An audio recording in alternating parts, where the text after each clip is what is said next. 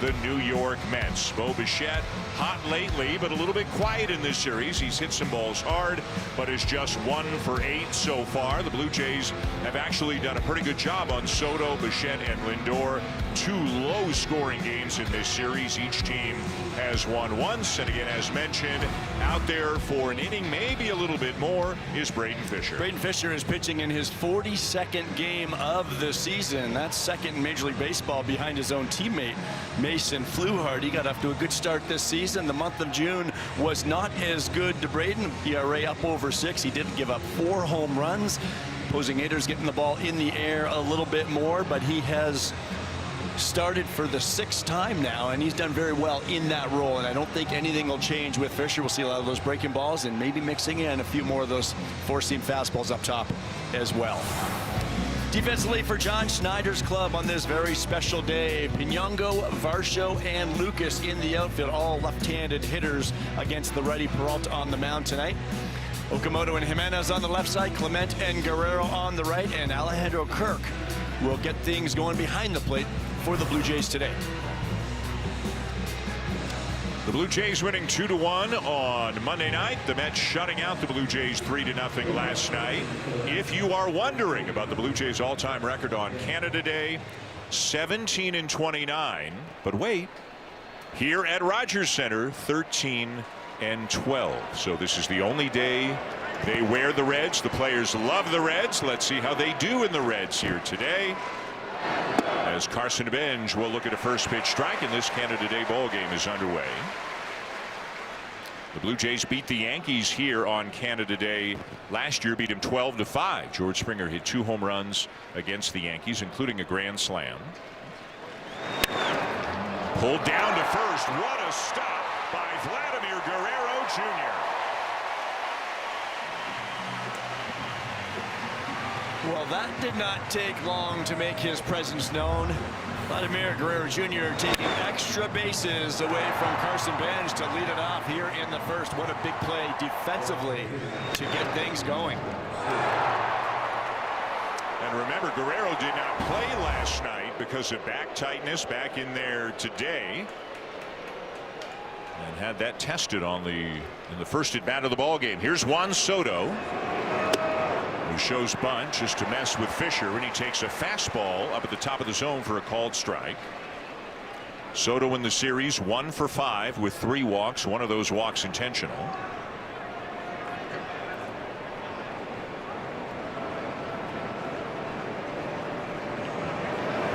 Another fastball. So John Schneider was asked in his pretty good, but he's even throwing it less this year than he did last season, and it does sound like internally, Joe, there's been a little conversation or two just encouraging him maybe to throw that fastball a little bit more. Here's a drive to right center field, a long run for Varsho, and he's got it up against the wall. Well, this is what we think of the Blue Jays defense, especially when you go back to last year, the way they defended. Guerrero with the first one, and Dalton Varsho heading deep into the gap in right center. So 2 good defensive plays, and now another big ovation for Bo Bichette, who acknowledges the crowd again here today.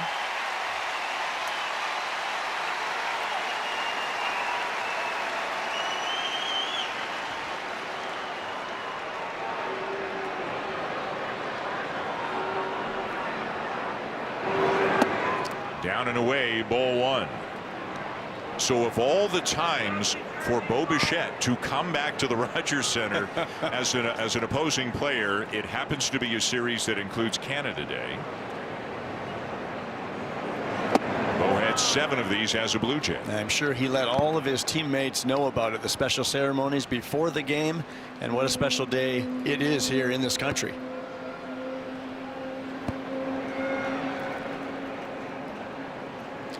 Fisher's fallen behind 2-0, and misses down and away, ball 3. I mentioned the struggles for Braden in the month of June. The 4 home runs, hitters are getting the ball in the air a little bit more, but you remember Corey Seager, slider down in the zone. Joey Loperfido, the big win against the Astros. Curveball down. Ben Rice from the Yankees. Slider down. And that's why I think maybe we'll start seeing the odd fastball a little bit just to mix it up from all that spin. Fisher on the season has thrown either his slider or his curveball 82% of the time. So the fastball only 18%. We are anticipating seeing it a little bit more going forward. A 2-out walk to Bichette, and that'll bring up Francisco Lindor, who homered on Monday night. He is 1 for 8 in the series. Switch hitter batting for the left side, who takes high ball 1.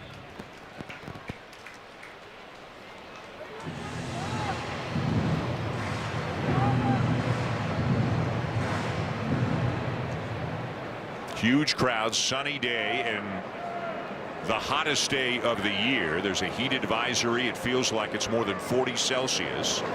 They didn't open the roof until about an hour before the game time. Had to get it going for the pregame ceremony and all that, but undoubtedly it is smoking hot down on that field right now. You cannot get enough water down on that infield once that roof opens. It's going to dry up quickly. Little high, and it's 2-1 on Lindor.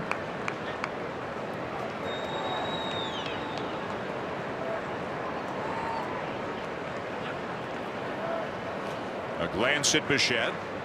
Remember, Fisher is an opener. Pete Walker's on the phone already. Slapped foul. And it is Spencer Miles who is going to get some work here today. John Schneider yesterday said maybe around 50 pitches. Maybe he goes like a time and a half, but he only sees the top part once, sees the bottom part twice. The theory behind an opener. 2-2. And he got him, and Lindor knew it. Nice job by Braden Fisher, freezing Lindor, nothing across for the Mets.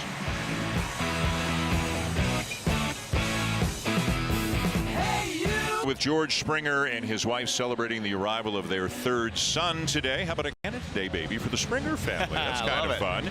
Nathan Lucas is up at the cleanup spot today. As we show you John Schneider's lineup this afternoon. Kaz Okamoto got the night off last night. Back in there today, hitting 3rd. Varsho, Kirk, Pinyango, Ernie Clement, Sean Keys, who hit cleanup last night, DHing and batting 8th today. And then Andres Jimenez hitting 9th against a guy not having a great year, but has had great years before in Freddie Peralta. Peralta just 30 years old. He's in his 9th big league season. 8 of those came with the Milwaukee Brewers before a trade to the Mets before this season. He's a 2-time All-Star, including last season. Also 5th in the Cy Young voting. Made 33 starts last season for the Brewers, pitching to an ERA of 2.70. Velocity's a little bit down this year as Lucas fouls one back. And he's also had the pitcher version of the scoring position problem, where last year he did great when men were in scoring position. This year, not so much. So you look at hits and walks, and it's not that much different, but the ERA really is. 2 starts ago, he allowed 10 runs to the Philadelphia Phillies, not getting out of the 3rd inning. That will leave a mark. He's got a couple of those, much like we were talking about Nolan McLean last night. The numbers look okay, but you take away a couple of those bad ones. Been fairly consistent. Lucas fouls back another fastball away, and it's 1-2. He's a free agent at the end of the season. They traded 2 very good young prospects for him and another pitcher. But as you can see lately, and a lot of that is the 10 runs in that one game you were talking about. So lately the numbers are not flattering. Down and away, 2-2. You know, looking out to the scoreboard here at Rogers Center, everything that is normally blue, I guess, is red today. As you can see, there's a real Canada Day feel all around the ballpark today. Another foul back. Similar to McLean last night, Peralta has a lot of different pitches. The 4-seam fastball will average just over 94, but changeup, curveball, he mixes in the slider and the sweeper as well. So it's up to these Blue Jays hitters, the lefties. We'll see a lot of that 4-seam curveball changeup combination for Lucas. There's the changeup. and did well to get a piece of it. Nathan Lucas has a lot of at-bats just like this.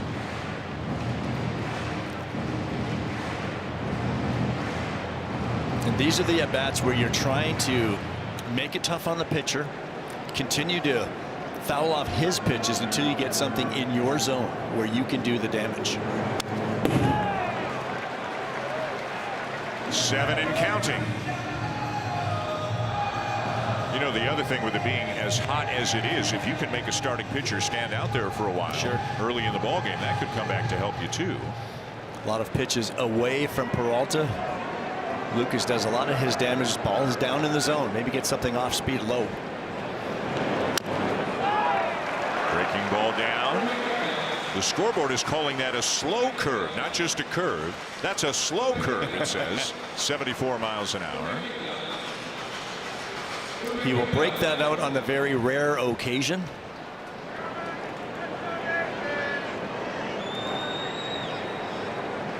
So he's got a curveball and a slow curve, according to StatCast. There's one loved by Lindor at short, but that's going to be a well-earned base hit for Nathan Lucas. How's that for a leadoff hitter?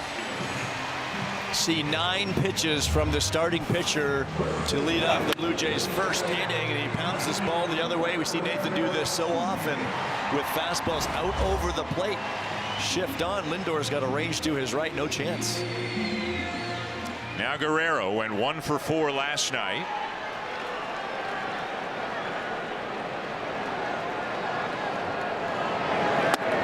That'll run in on him for ball 1. Vladdy, of course, born in Canada, born in Montreal. And although grew up and has spent the vast majority of his life in the Dominican Republic, plays for the DR and the WBC and so on, embraces his Canadian roots, proud of it. 2-0.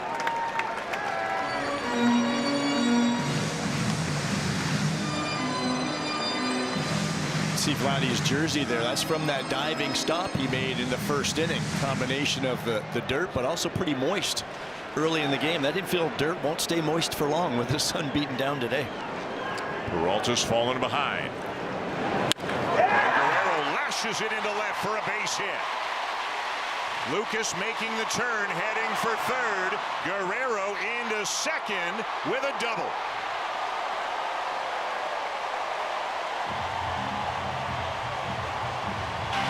That is a very nice looking swing from Vladimir Guerrero Jr. to stay on a breaking ball like that.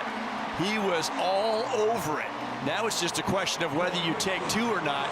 But as a base runner, anytime you're rounding that first base bag, you round really hard. You think aggressively, then you pick up the throw. Is it on line or isn't it? He was going to stop. He recognized that the throw was offline, continued on into second base. What a good swing. You see the exit velocity. He loves hitting the ball hard, but this is a guy in need of some hits. So the fact that it touched some green and he got a double out of it in his first at bat today, an encouraging sign for Guerrero.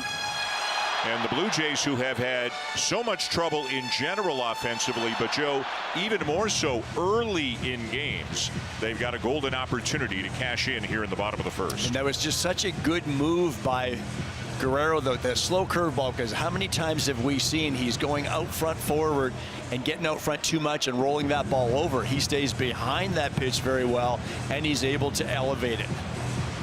Maybe a good sign of things to come on a special day for Vladdy. Second and third, nobody out. The Mets will concede a run on a ground ball. The batter is Kazuma Okamoto. He got a fastball over the heart of the plate, fouls it off, and it's 0-1. Okamoto got the night off last night, although he was in the on-deck circle when the game ended. Had Miles Straw been able to get aboard, Okamoto would have come out as the potential tying run. Another fastball fouled off, 0-2. He is 0 for his last 11, and every now and again, it looks like John Schneider wants to sit him down for a day. Again, the schedule in the major leagues is different than that in Japan. You're playing more games per week sometimes, and they want to give Okamoto a rest every now and again. The 0-2 in the dirt.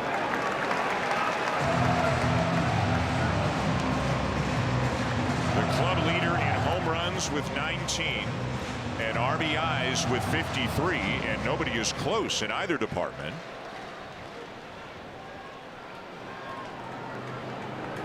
Trying to add to those totals right here. Boy, that's a lot of booing for a step off. A little inside move. Lucas at third, Guerrero at second, and the 1-2, and it's grounded in the hole. It's short. The run will come in to score, and Okamoto beats it out.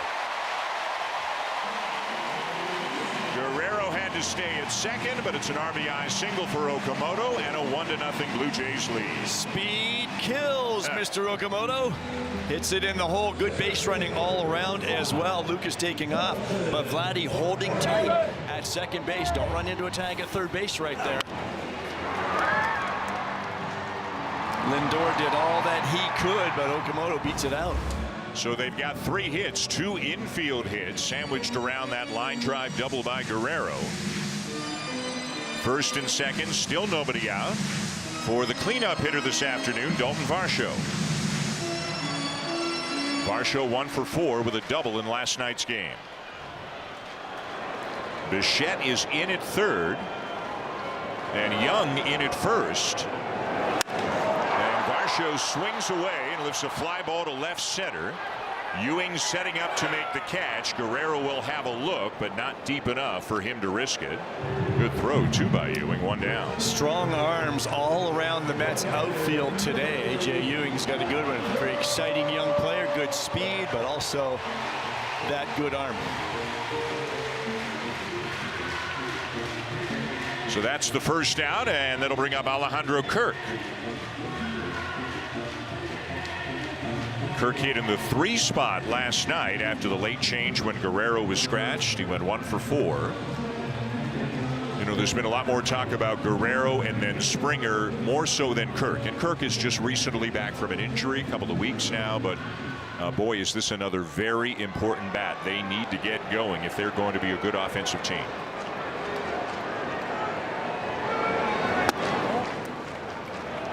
And that is going to be the way back into this thing, is being a good offensive team. The offense is going to have to tick up significantly for them to have a shot between now and that trade deadline and beyond.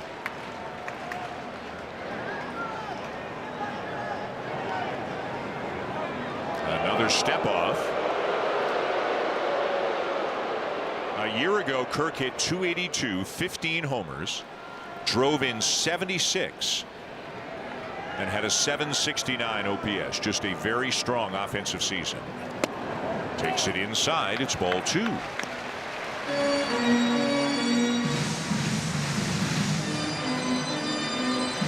Juan Soto and the Mets 36 and 50 on the season in the basement of the National League East. Low 3-0.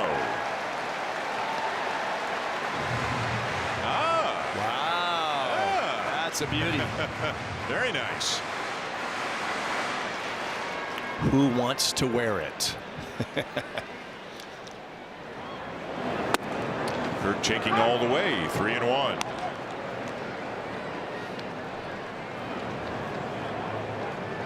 Hydrate. It's that kind of day.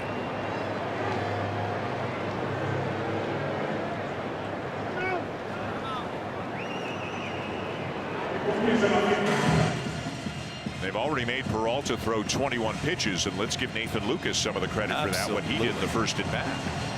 9 pitches to kick off the first inning.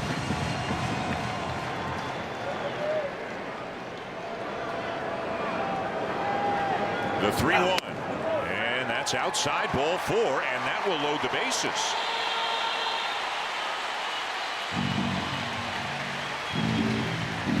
So they've got one. Can they put a crooked number up on the scoreboard? And Peralta is going to get an early visit from his pitching coach, Justin Willard. And we learned before the game, and I did not know this before, that Justin Willard is from Brampton, Ontario. The Mets pointing out all the Canadian connections in their game notes. He came from the Red Sox organization, but he's a Brampton, Ontario guy. So happy Canada Day to him. A lot of Canadian connections there with the Mets. We talked extensively about Jared Young, the first baseman from Prince George, British Columbia.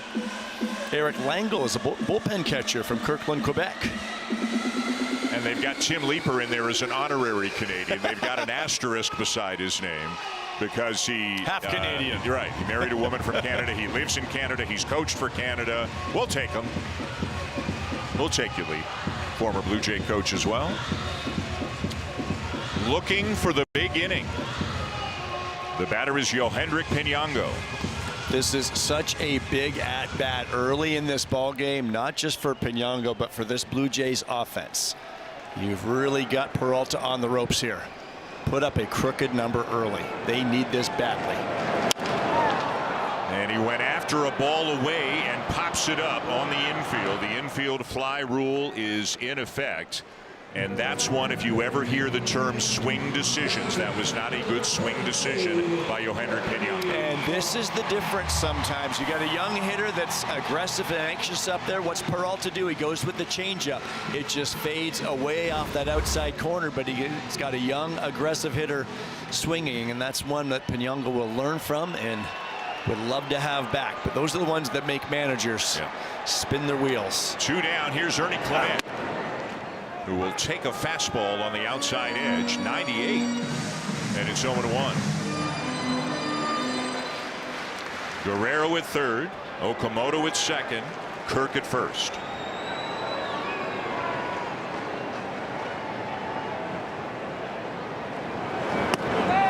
One and one.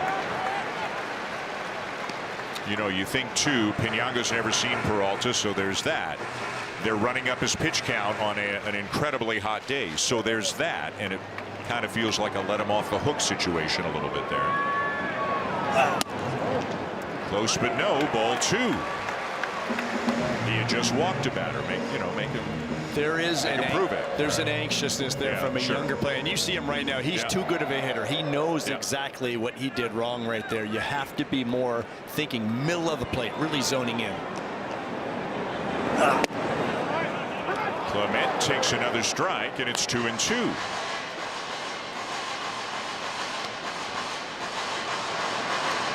But you're right, sellout crowd, big day, a lot of emotion in the ballpark, bases loaded. And a good changeup can look like a fastball.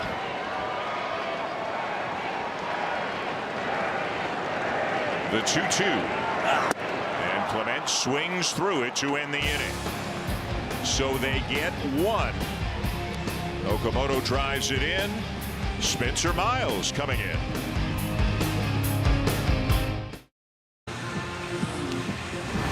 Pitching decisions presented by Sage, official finance software partner of Major League Baseball. And with this being an opener and / bullpen game, Joe, a lot of decisions will be made today. A lot of decisions in that Blue Jays third base dugout, with John Schneider and Pete Walker deciding how long are they going to go with Spencer Miles pitching in his 24th game of the season. Patrick Corbin, the left-hander, has also been moved to the bullpen. Now, I would say he is going to be your long reliever. Miles can pitch multiple innings. Is it going to be 2, 2 1/3? Can he go 3, 3+?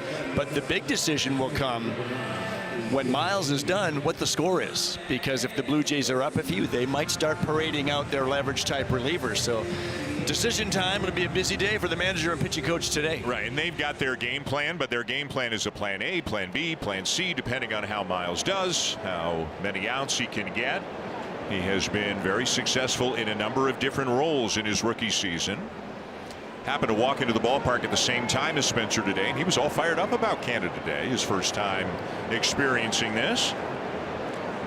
A.J. Ewing will lead it off for the Mets, and he'll take one of the knees. It's 0-1. So again, another good job by Braden Fisher. Fisher has now opened 6 times this year and has not given up a single run. 6 2/3 innings over those 6 outings.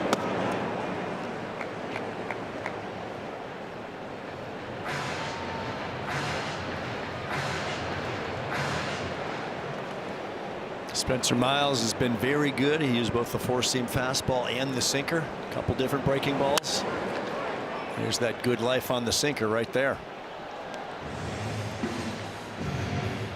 Out front, 1-2.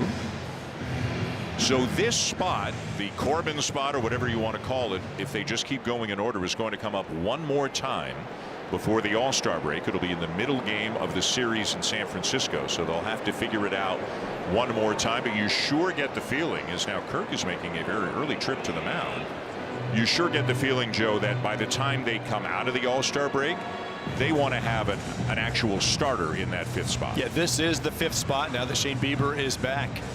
And I think they'd love to have some sort of traditional starter when you're rolling him out there that you know that you can get 5+ from him. I don't think that name is going to be Spencer Miles because they've got to control his workload throughout the course of this season. Out in front, 1-2 on Ewing. And he got a great curveball. One down. Well, I don't know what the discussion was about, but whoever wanted the curveball made a pretty good choice. Just an outstanding pitch from Spencer Miles, just falling off the table. Strikeouts are brought to you by Subway. Get 25% off any footlong on game days. Order in the Subway app using code STRIKEOut. That's when you go back to the dugout if you're A.J. Ewing and the other Mets hitters are saying, what was the curveball like? And he's just, his eyes are going to get big and say, that was nasty. And they would have heard about the curveball in the pregame meeting, maybe not as much as the sinker, but it might have been the second pitch the Mets heard about. Another curve to start Francisco Alvarez with a strike.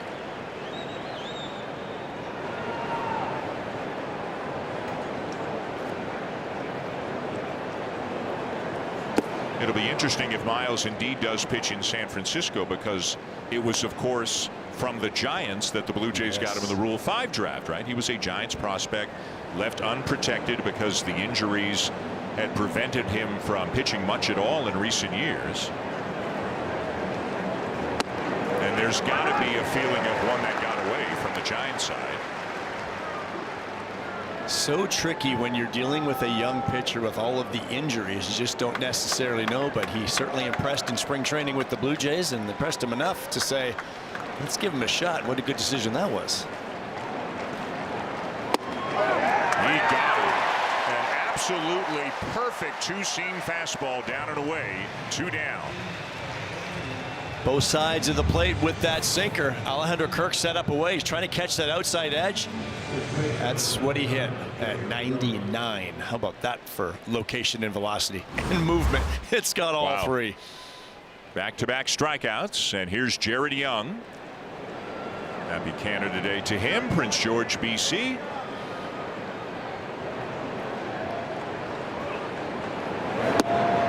Low ball 1. Young has started all 3 games in this series. At first base for the Mets, he is 2 for 8 with a couple of singles.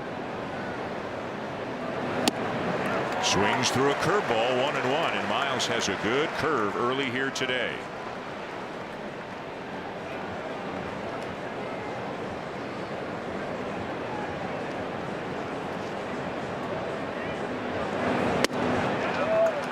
Another one in for a strike.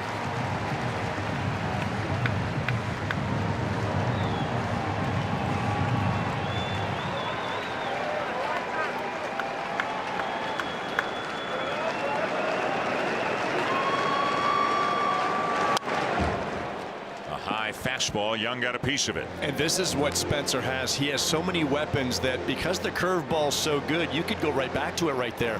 But why not try to go up top with the fastball? Then you can still do anything you want. You can go back up top, or I gotta believe we're going to see that spinner again because he's feeling it. Be decoy. Spencer Miles just struck out the side. He freezes Young, and it's on to the bottom of the second. 1-0 Blue Jays. Fans join us on Monday. Welcome back. Kevin Gausman is in the final year of a 5-year deal, which means this could possibly be his final Canada Day as a member of this team. And while we don't know what the future holds, one thing is certain. Kevin Gausman has embraced this country and what it really means to be a Blue Jay. He told me that it didn't really realize how much love comes with playing for an entire country when you sign up for that. You notice it when you travel the most, Gausman said. You feel it in Toronto, but anywhere you go that's close to the Canadian border. He continued to say how important it was for him, his wife Taylor, and their daughters to explore the city and to get to know the culture and know Canadians. Gausman has truly embraced Canada, and Canada has embraced him right back. Guys? There's no question it's a relationship both sides have gotten a lot out of, and Hazel's exactly right that Kevin Gausman has immersed himself in the city and gotten to know more of the city than your typical ball player. And you know, Kevin is from Colorado but went to LSU, lives in Louisiana, not close to Canada, but he has absolutely loved not just the experience of being a Blue Jay, but the experience, as they all say, of playing for an entire country. Sean Keyes leading it off in the bottom of the second. 1-0 Blue Jays. A guy who knows a lot about this country is that guy, Adam Mako, born in Slovakia, but the family moved to Alberta, Stony Plain, Alberta, when Adam was about 11 or 12 years old. And this is his first time at Rogers Center for a Canada Day game, as Freddie Peralta does to Sean Keyes what Nolan McLean did yesterday. So Adam spoke with him before the game, and between Canada Day here as a Canadian and then the Blue Jays immediately going to Seattle, and all new Blue Jays have heard a lot about what the atmosphere is like in Seattle, with tons of fans pouring in from BC and Alberta, Saskatchewan, etc. It's a pretty good week. Absolutely, for a Canadian and playing for your country's team. Adam's seen it from afar, but there's nothing like putting that uniform on, I'm sure, and experiencing it yourself. I thought that was interesting, Kevin's comment, though, about on the road, too, because we see it everywhere we go. Yep. Blue Jays fans travel. They're all over the country, and they travel all over the U.S. when the Blue Jays are on the road. If it's a weekend series, wherever the Blue Jays are, there are so many fans. Obviously, closer to the border, Minnesota, Cleveland, Detroit, a given, but really everywhere. But pretty cool for any Canadian like a Mako to be able to put on this Blue Jays uniform and play in front of this. Right at the knees, and it's 2-2 on Andres Jimenez. Kevin Gausman can be a spokesperson for the Toronto Blue Jays because of the time that he has had here in a Blue Jays uniform, and his next start is going to be in San Francisco, and that was where he enjoyed his first All-Star season. Jimenez lifts one to right field. Bench is over. 2 down. And back to the top of the order for the guy who got it started in the bottom of the first. Nathan Lucas just kept fouling off pitch after pitch. Eventually saw 9, had an infield hit. And he came in to score on the Okamoto infield hit. The Guerrero double sandwiched between them. But again, it feels like the Blue Jays left something out there by only getting 1. Even if you just get, say, a fly ball from Piñango and get that second run in. But these are you know, the kind of issues they have had more often than not with runners in scoring position this year.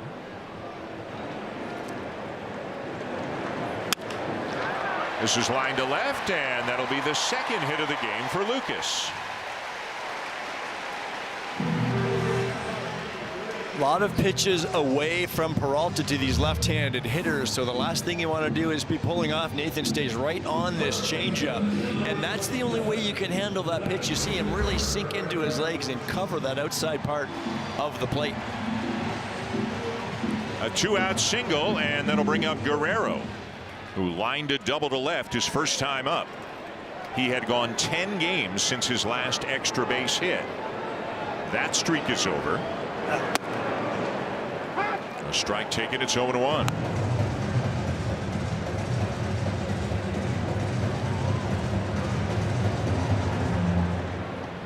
David Hopkins, lead hitting coach for the Blue Jays, looking on. Up and away, ball 1.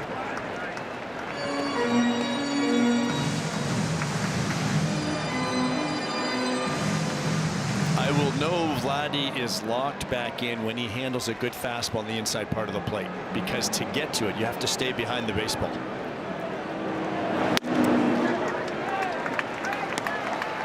He spoke with Shai Davidi, and then I wandered over about a minute later and listened in for a while, asked a couple of questions. He told Shai he takes about 300 swings before every game and 100 swings after every game, trying to unlock it. Edwin Encarnacion is a part of those, trying to help him through it.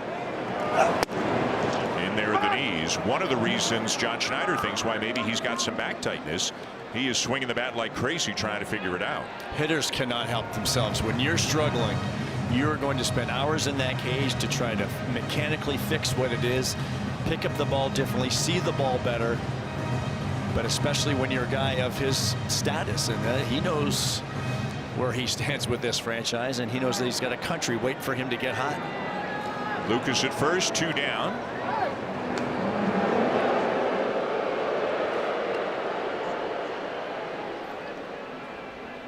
He was very open about knowing he is not doing enough to help his team, and said the numbers don't really matter to him as long as what he does is helping the team. He's focused more on just trying to come through for them. Swing and a miss as Peralta gets him with that slow curveball. He strikes him out to end the second. It is still 1-0 Blue Jays.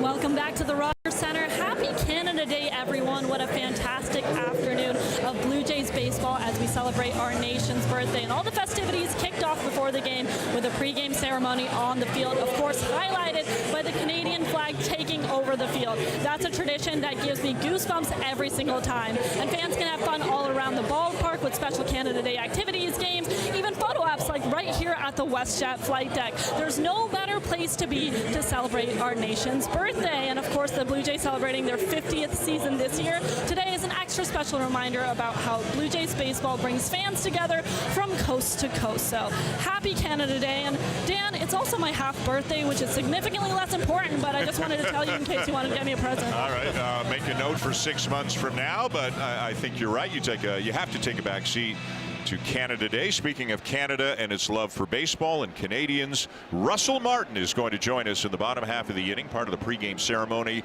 which I'm sure many of you saw. There were 6 Canadians out on the field, all of them former Blue Jays. And Jays Care made a donation through those 6 players to the baseball program of their choice. We'll talk to Russell Martin about that and many other things. And Martin got an ovation as big as if he were still playing on this team, and it was a huge game. One of the most popular Blue Jays in recent memory, and looking forward to catching up with him. Brett Beatty leads off the top of the 3rd for the Mets. Spencer Miles struck out the side in the second, and he's 0-2 on Beatty.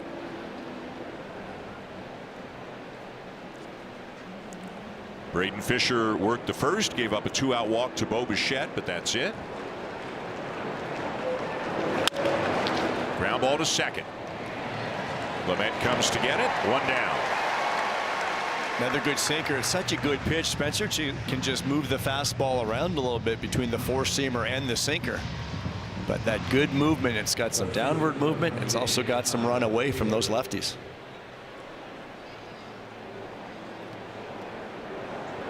Now the number 9 hitter, Tyrone Taylor, getting his first start of the series. He's in left field today. As Miles misses outside, ball 1. Taylor, parts of 5 seasons with Milwaukee. His 3rd year with the Mets, has always been kind of a platoon 4th outfielder. That'll catch the corner. A .235 career hitter. Andy Green, the interim manager after Carlos Mendoza was let go less than a week ago. Oh, he caught it. Nice play by Miles for out number 2. Well, we have seen Blue Jays pitchers struggle with balls back to them this season, whether it's catching them or throwing them. But Spencer says, I'm just going to grab that. It's a glove save and a beauty. How appropriate. Made that look easy. Oh, yeah. 2 down and back to the top of the order for Carson Bench. And there again, you can see the movement on the two-seamer, and it's 98, and it's 0-1.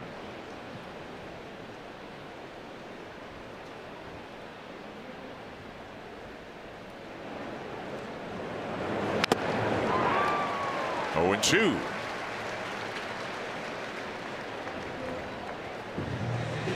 Bench grounded out to begin the ball game. A really nice play made by Guerrero down at first on a ball that looked like it might get down into the corner. Valenzuela, Urias, Sanchez, who's on the IL, looking on.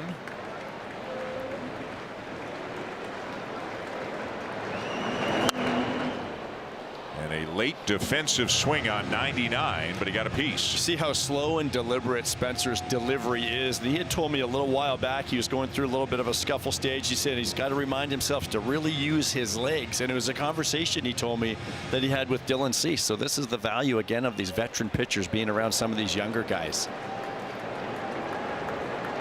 0-2 again. And Benj does well to get a piece of the curveball. That's a foul ball, so it remains 0-2.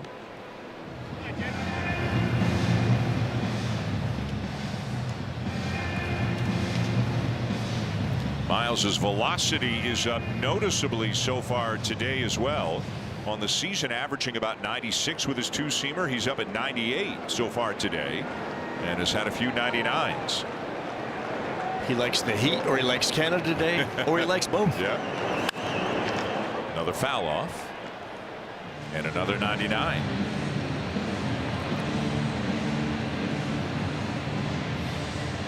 This is some wicked stuff, and that's why you're thinking to the future. You'd love to see him as a starting pitcher. Now the stuff might play down a little bit more as a starting pitcher, but certainly has the weapons.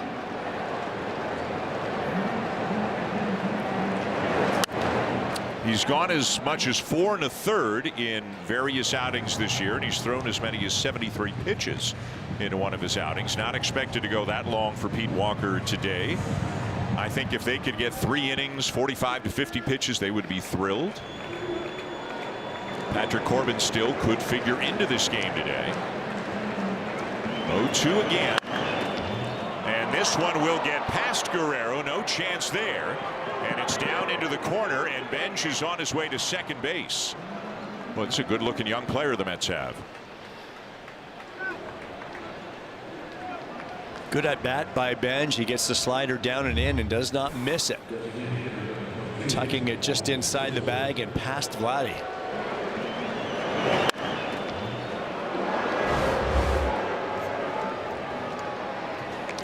So John Schneider considering his options, and it does not look like they're going to walk Soto. Now it's early in the game, but there is a base open. Schneider did this a couple of nights ago. Different situation later in the game, but at least at the moment they are going to let Miles face Soto. Speaking of decisions, we didn't think of this type of decision. We were talking about pitching changes, but this is an important decision early in this game. Certainly do not want this guy to beat you when you've got the righty-righty matchup with Bichette on deck. We know how clutch Bo can be, right. But Soto just will not expand his strike zone. Walks more than just about anybody in the game. Fouled it off, 1-1. Miles, though, and you know this as well as I do because we both talk to him a lot, he's an incredibly confident guy. Like, he obviously respects a guy like Juan Soto, but he believes if he makes good pitches in good spots, he can get anybody out. Yeah. Very confident in his stuff, and he should be.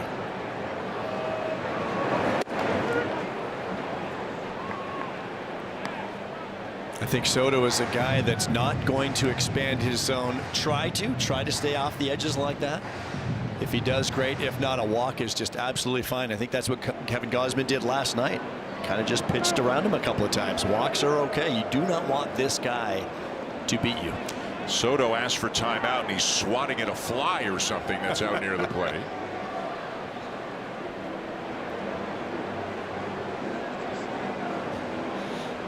Benj at second, 2 down, 1-0 Blue Jays.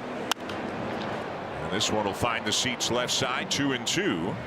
And And so far, Miles has come after him with nothing but fastballs, whether it's the 4-seamer or the 2-seamer. Every pitch that he has seen has been 96 or above. So does he go to the curveball? You know how I feel. Do not let this guy beat you. Whether it's a curveball in the dirt, we know he doesn't chase, but I thought Gausman pitched him perfectly last night. You stay all around it. If you walk him, that's okay. And that's no disrespect to the guy on deck.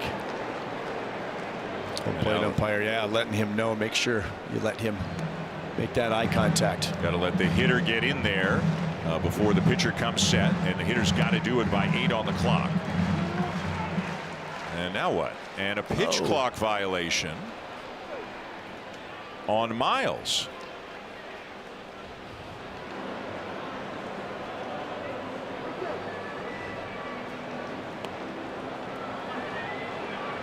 So it's 3-2.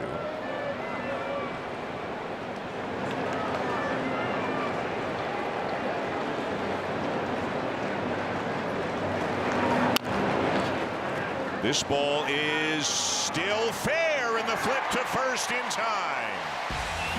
Good poise by Miles to make that play, looking at something on his right hand. Hope he didn't get stepped on or anything as he was going to get that ball. Made a very good play and got the third out. Please welcome.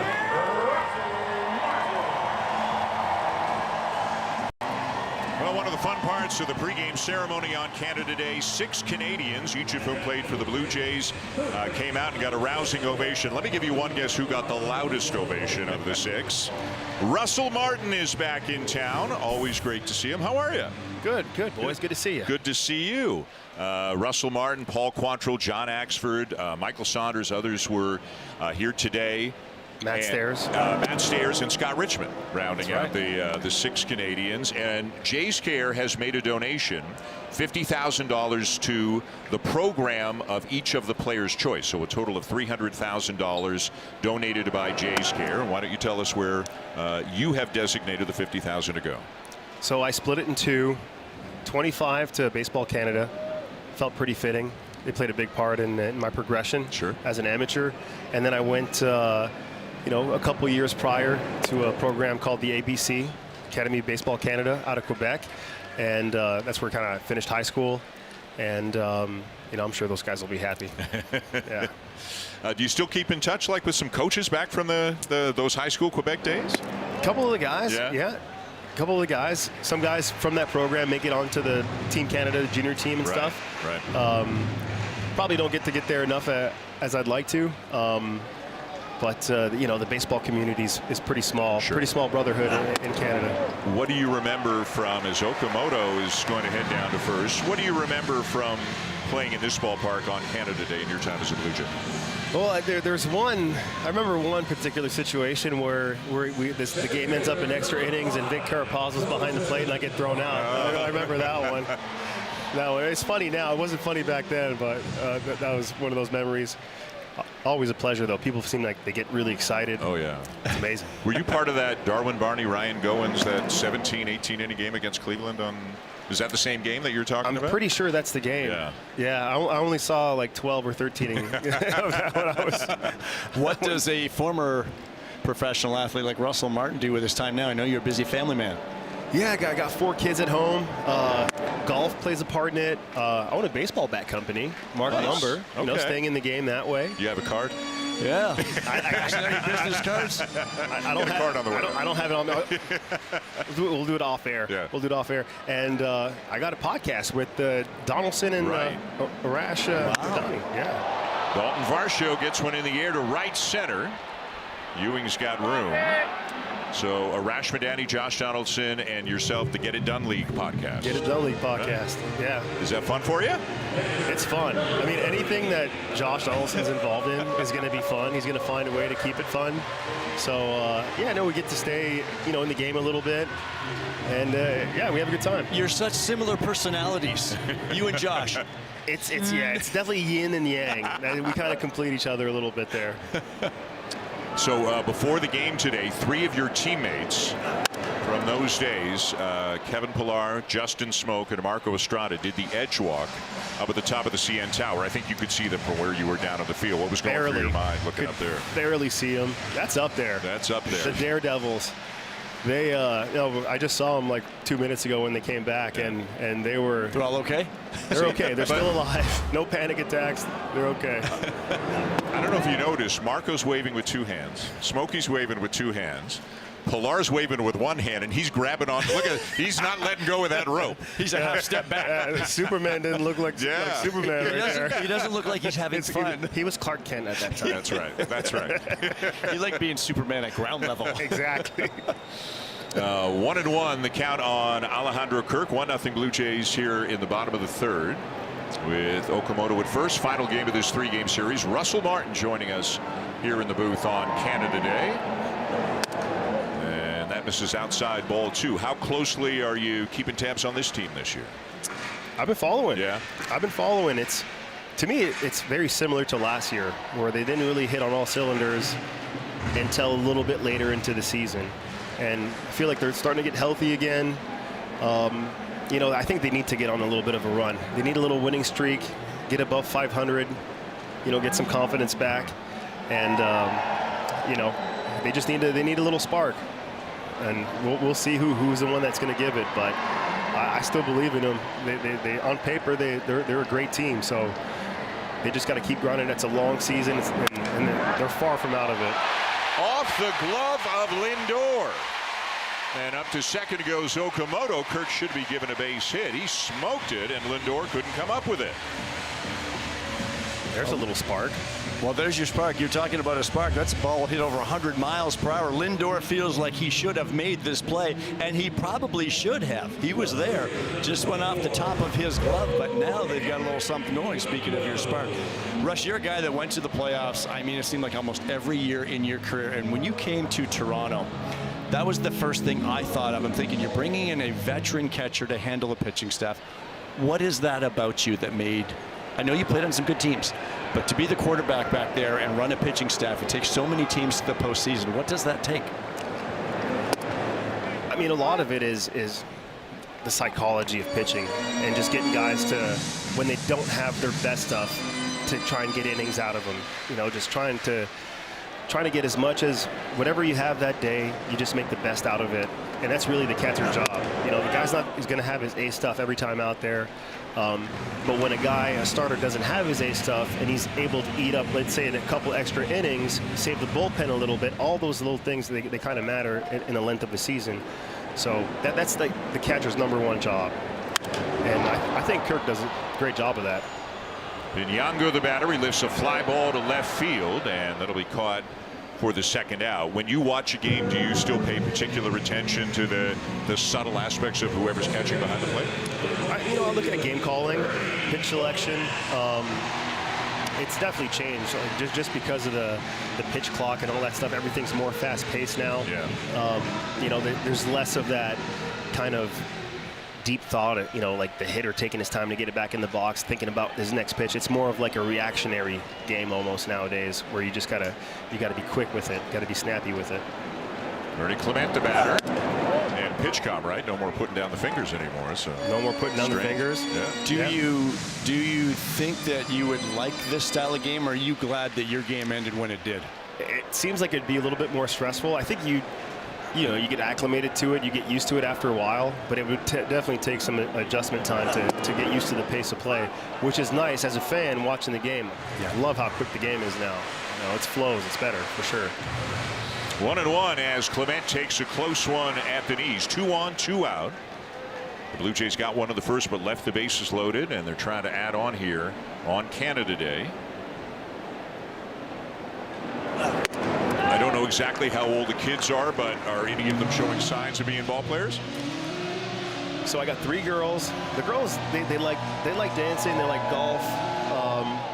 They like to swing the bat a little bit, but my son, anything that's a ball, he's he grabs it, he throws it. He's not even 2 yet. Wow. And I mean, He's all about anything with the ball, so I think there's some potential there. You're going to be running around like crazy. Already, yeah. You've got all the over girls place. golfing, though. That's a smart dad. Yeah. I mean, yeah. Got to get them on the golf course. You can play golf until your last day almost. Until you're our age. Is that what you were going to say? Yeah, 2-2 the count on Clement. He lays off, and now it's full. So are there days where you're driving around, dropping off this daughter here, picking up that daughter there, getting back home to take care of your son before you have to go get daughter number one? It's my Uber dad days aren't quite there. They're right around the corner. Like I can see it coming. Yeah. They're I can see it coming. They're the best days of your life. They absolutely are. They're the best Absolutely days. are. Runners will be on the move here on this 3-2 pitch as soon as Peralta throws it. Peralta likes that inside move. He does. But nobody's been covering. It's just for him right now. He might just be resetting. It could be a pitch clock thing, right? It's his disengagement. Buy himself a catch of breath on a hot day. Big pitch here. Runners go. And the 3-2 in the air, right center, carrying, and over the head of Bench. Okamoto will score. Kirk will be held at third. An RBI double for Ernie Clement, and it's 2-0. Almost had a little play-by-play by Russ Martin right there. Ernie Clement tees off on this fastball at the bottom of the zone, and it's actually just below the zone. And what does Ernie do so well? He hits doubles, and he hits balls just off the edges of the zone. There's that 2-out hit that the Blue Jays just have not been able to come up with much this season. And we don't usually see extra base power to the opposite field. That's a rarity from Ernie. Almost everything's down the left field line. That was a good swing. Tough pitch. Down in the zone. Here's Sean Keys, just his third big league game. What was going through your mind your first 3-4 days in the big leagues? Oh, man. It's, tell you what, I was really nervous before the game, and then when the game started, it was just more excitement, I guess. But it feels like you're floating out there sometimes. He's hit this one pretty well to the opposite field. It is gone!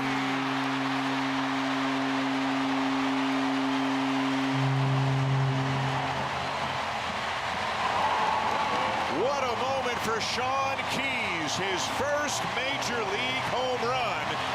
And it gives the Blue Jays a 5-0 lead. Just so you guys know, he's using a Mark Lumber bat. Oh, Just want you guys Russ Martin. What a moment. I actually called it earlier. I was like, he's going to hit his first homer today. Well, it came in a big time. too. Went the other way, and the Blue Jays did not take advantage in the first inning, just the one run. But that's the big swing this offense has been waiting on. So he puts on that Canada Day special version of the home run jacket. 21 home runs in the minors this year. Number one as a big leaguer. I mean, that was a good swing, but that wood special right there. So how long have you been into that? Is that fairly new? Fairly new. Now, do you have many big leaguers using it? Different teams? You just getting into it? Just kind of getting into it. Eddie Julian, Colorado. Yep. He's another guy. But that's it. So nice to get our first homer on There you Canadian go. soil. Proud of the kid. What a feeling. Opposite field, too. Oh, yeah. And were bats, like throughout your career, were you a guy that used a lot of different bats or used different companies? I did. I switched around. As soon as a bat wasn't working for me for a couple weeks, I'd switch it up. I was amazed with the guys who could just stay with the same model, same brand, and just swing it their whole career. Derek Jeter's one guy that comes to mind. He swung the same bat his whole career. Crazy. All right, Russ, take us through some replays here. Tell us what you see in the swing and the bat. I mean, that's just a good compact swing. Good timing, got ready early. And just obviously a strong kid because he hit it and he knew it right away to the opposite field. That's incredible. John Schneider has talked about Sean Keys about that. It's not just the 21 home runs he hit.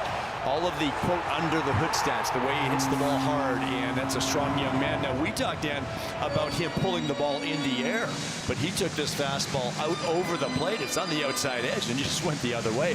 That's very impressive.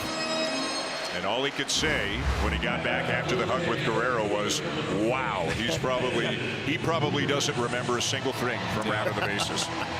That's a great approach. When you can hit the fastball the other way, that means that you're probably going to be on time for the off speed, and you can pull those. Here's Nathan Lucas after the Jimenez walk.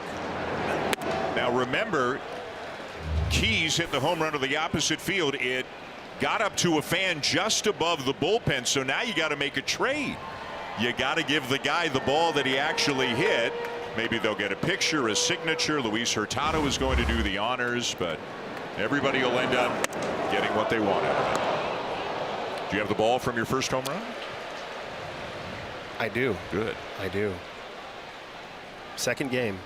Wow. Day game. You didn't mess around. Yep. Who'd you get? Kyle Busch. Okay. Against the Brewers. Sean Keys didn't wait long either. No. Third game. That's got to feel good. He got his first major league hit in his first game. Yeah. So nice to get that out of your way, right? That weight off your shoulders, and then now he's got his first home run quickly too. Now he can just go play. Now he gets to go play and have fun. But I'm pretty sure that was pretty fun too, though. Meanwhile, Freddie Peralta is reeling right now. The bullpen is up for the Mets. Those guys are having the time of their lives out in left field. This is the kind of inning, Joe, as you said, they needed this. The Blue Jays have desperately needed this kind of an inning. Joey Gerber is now up in the pen for the Mets. And they need a day like this from the offense. Just keep on going now.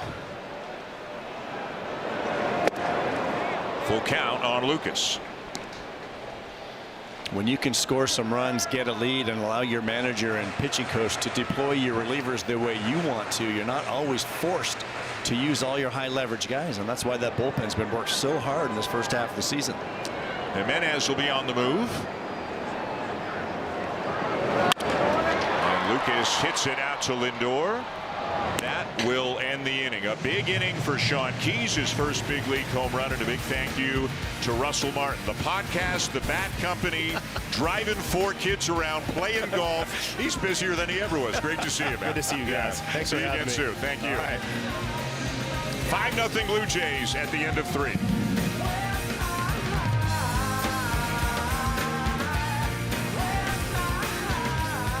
To nothing lead on this steamy Canada Day, the hottest day of the year. This bird's eye view provided by WestJet, the official airline of the Toronto Blue Jays. I want to know who had more fun that half inning, Sean Keys or Russell Martin, because Sean Keys happened to be using a bat from the new company that Russell Martin started recently. He's got a big leaguer using it, and the young man just hit his first big league homer. How's that for timing? So it's 5-0 top 4. Our thanks to Russell. I know Paul Quantrill was down in the radio booth with Ben and Chris. A lot of the alums are doing stuff around the ballpark today. Always great to see former players come back. This is the 50th season after all, and it's Canada Day. And you know, you were sitting right beside me during the pregame ceremony. Everybody got big ovations, but Russell Martin got the longest, loudest ovation. A great player, but he also reached people on a certain level that not every big leaguer does. Bo Bichette, the batter, and he will not chase down and away. Ball 1. It's 1-2. Bichette walked in the first.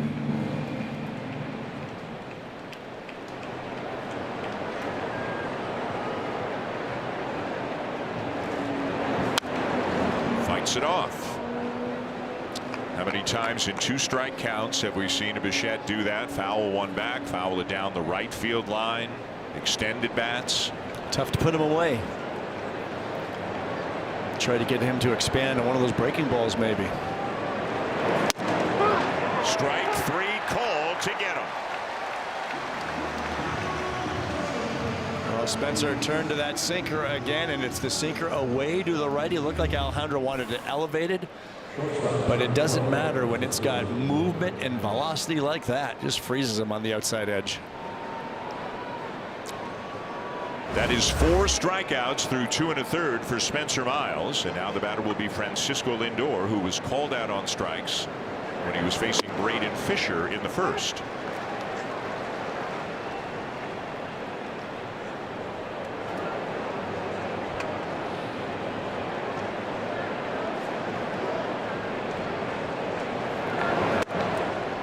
How about this number? Even with that pitch, 38 pitches now for Miles, 30 strikes, only 8 balls. Pound in the zone, and when you pound the zone with good stuff, you trust your stuff. He's basically saying, here it is, hit it if you can. And he doesn't mind contact. The strikeouts are great too. A little bit in. Trey Savage made that comment the other day when we were talking to him. He said, don't have to strike everybody out. Pound the zone, because if your stuff is good and you're in the zone a lot, you're going to have success. I think if you said to just about any pitcher, would you rather more strikeouts and fewer innings or more innings and fewer strikeouts, they'd all say more innings and fewer strikeouts. Yeah, the volume of the innings is so important to an entire pitching staff. So for these starters, they know that takes a load off the bullpen. A little bit high for ball 4.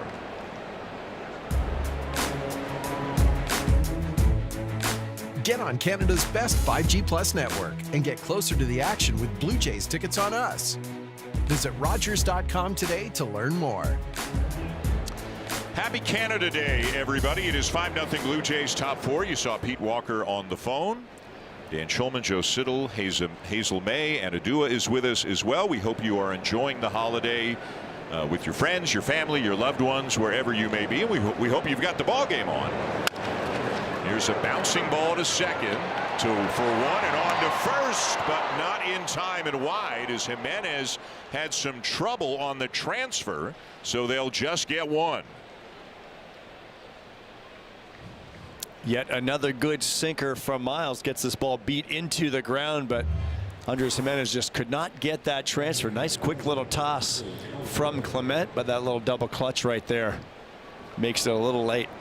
The good news is the throw was also errant, but Guerrero made a good play. That could have been, had it gone out of play, that could have been an extra 90 feet for Ewing. Ewing might get there anyways, though. He is a burner. The phone call was to get Patrick Corbin up, so Corbin not starting, but still figuring in. They need some innings here. Fisher went 1. Miles has gone 2 2/3. John Schneider said the idea of moving Corbin to the bullpen is the outings will be shorter, and the opposing hitters won't see Corbin as much. So maybe it's just once through the order. Don't let hitters get a second look at him. They do have an off day tomorrow, right? Flying to Seattle tonight, so Schneider can afford to be a little bit more aggressive with his bullpen, perhaps. And really, aside from Fluharty, who said everybody else should be pretty well available today. Tommy Nance is the only other, but their leverage guys are all ready to go. Fluharty's pitched 2 in a row, although only 2 pitches on the first day, but we have not seen any Blue Jay reliever go 3 in a row this year. And Nance threw 32 pitches last night. Fluharty behind Rogers there. But they should have Rogers and Hoffman and Mako, and of course Louis Varland. Miles will strike out Alvarez with a good high fastball to strand that runner. 3 scoreless, 5 Ks.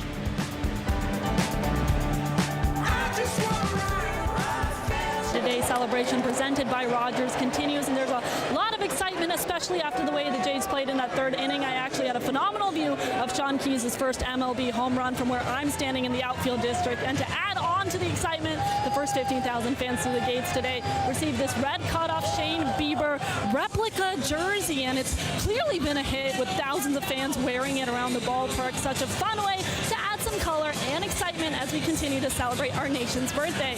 Dan, I'm going to be rocking this on the streets of Toronto all summer long so everyone can see my killer biceps. And thank you. This is the last home game for the Blue Jays, by the way, until after the All-Star break, as weird as that sounds and feels. But the Blue Jays leaving town tonight. 3-team West Coast swing beginning Friday night. Seattle, San Francisco, San Diego.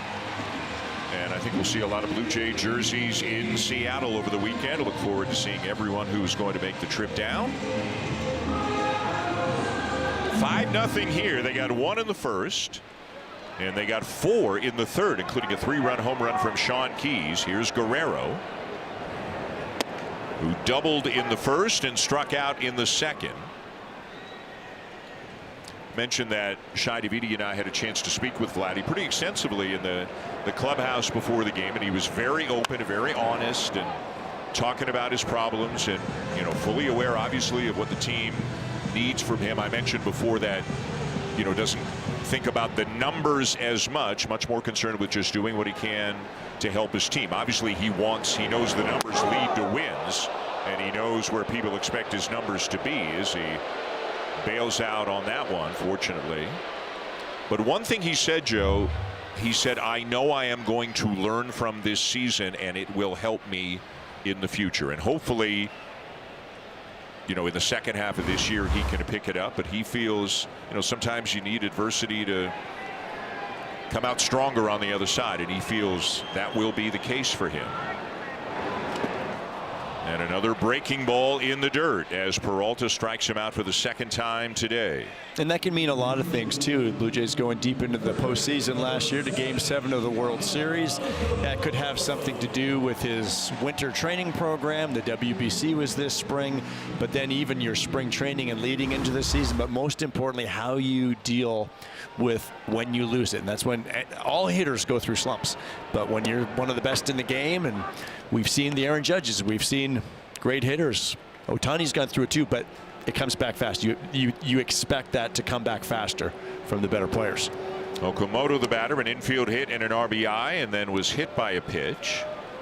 You know, one thing Vladdy said that I thought was interesting when he was talking to Shine and myself, I asked him, how do you feel in the cage underneath? And he said, I feel great. And I said, how do you feel in the game? Like, does your swing feel different to you in the cage than it does in the game? And he said yes. He said, I feel like myself in the cage. I do not feel like myself on the field in the game.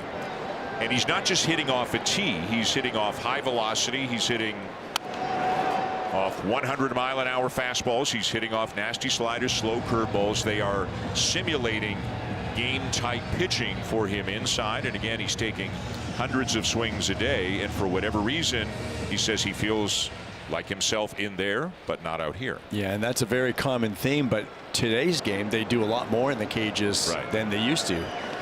And so many players would think they're locked in off the tee or in the cage, but just it doesn't translate on the field because now the pitcher's throwing to you. But when you can do all of the training that they can do, it's still a controlled environment, whether they're hitting off the high velocity machines, whatever the case may be. I'm sure they're trying everything, trying to get him to a position where he's comfortable in that batter's box during the game.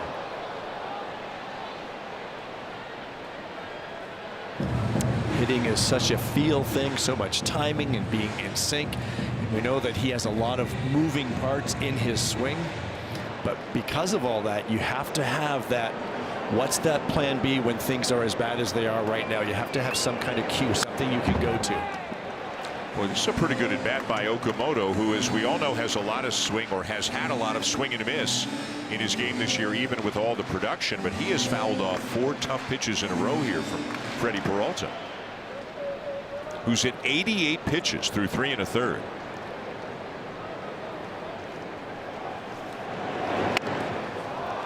Taps it up the first baseline. He didn't want to do that, but it stays fair for the second out.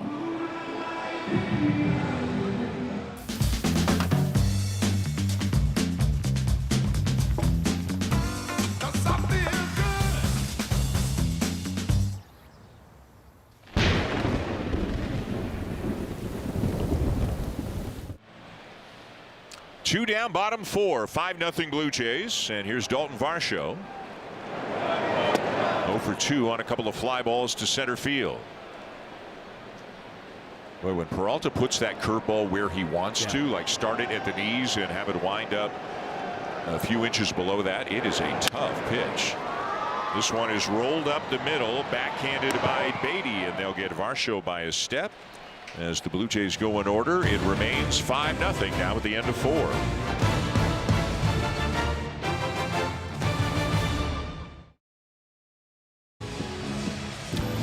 The greatest outdoor show on earth makes its return this week. 10 days of Wild West action. It's the Calgary Stampede.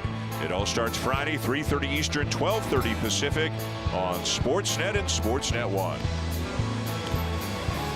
Great drone shot provided by WestJet here this afternoon. It's 5-0 Blue Jays top 5 Canada Day, and here's Patrick Corbin now entering the game in the 5th. First time as a reliever. John Schneider and Pete Walker have moved Corbin to the bullpen to control his workload. 15 starts, the ERA over 5 this season, and it has been a bit of a struggle lately. Hit 3 straight starts where he did not get through 4 innings, went 4 1/3 in his last start against the Rangers, but allowed 5 runs on 7 hits. First batter for him, Jared Young, who struck out against Spencer Miles in the 2nd. For Corbin, it is his 389th major league appearance, but just the 20th time he has pitched as a reliever. And the vast majority of those came in his first 3 years in the big leagues. He made 1 in extra innings last year. And other than that, you got to go back a decade. Grounded to the right side. Diving stop. Guerrero to Corbin. In time. They get the out at first. Well, Vladdy had trouble getting this ball out of his glove after making the diving stop, and then you're firing to a pitcher on the run, and it looked like Corbin almost missed the bag. He just scraped the top of it. First base umpire DJ Rayburn all over it. He's got to reach back. He just maybe caught it with his heel. Ideally, of course, you get the ball to the pitcher in time for him to catch it and then look down to the base, but that wasn't to be on that play. But really a good job by both guys. Guerrero had trouble getting it out of his glove, but a pretty good stop just to get to the ball. Those first baseman gloves, they're big gloves, so you go in there to grab the ball and you don't always get that clean exchange. That's why middle infielders will use smaller gloves so they get that quick exchange, turning double plays. In there at the knees, and Corbin out in front of Brett Beatty, 0-2.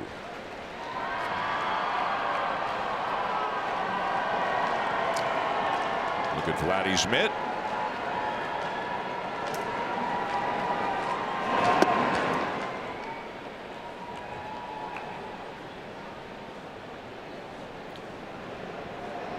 Have you checked any out-of-town scores today? I saw that highlight in between innings here on the Jumbotron, and the fans got pretty excited with the Yankees losing. Yankees lose again, 7 in a row, but I'm actually looking at a different game. Okay. Because the Cubs lead the Padres 23-3. Oh my goodness. Right now. There it is. Wow. Corbin will get Beatty 2 down as we check in with Hazel.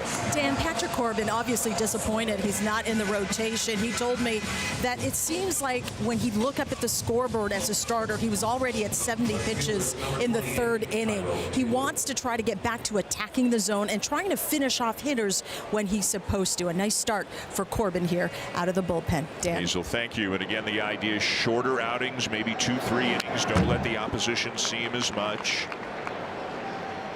And we'll see how this evolves. This spot is going to come up again in the middle game out in San Francisco on Tuesday, and then they don't need this spot in the order until after the All-Star break.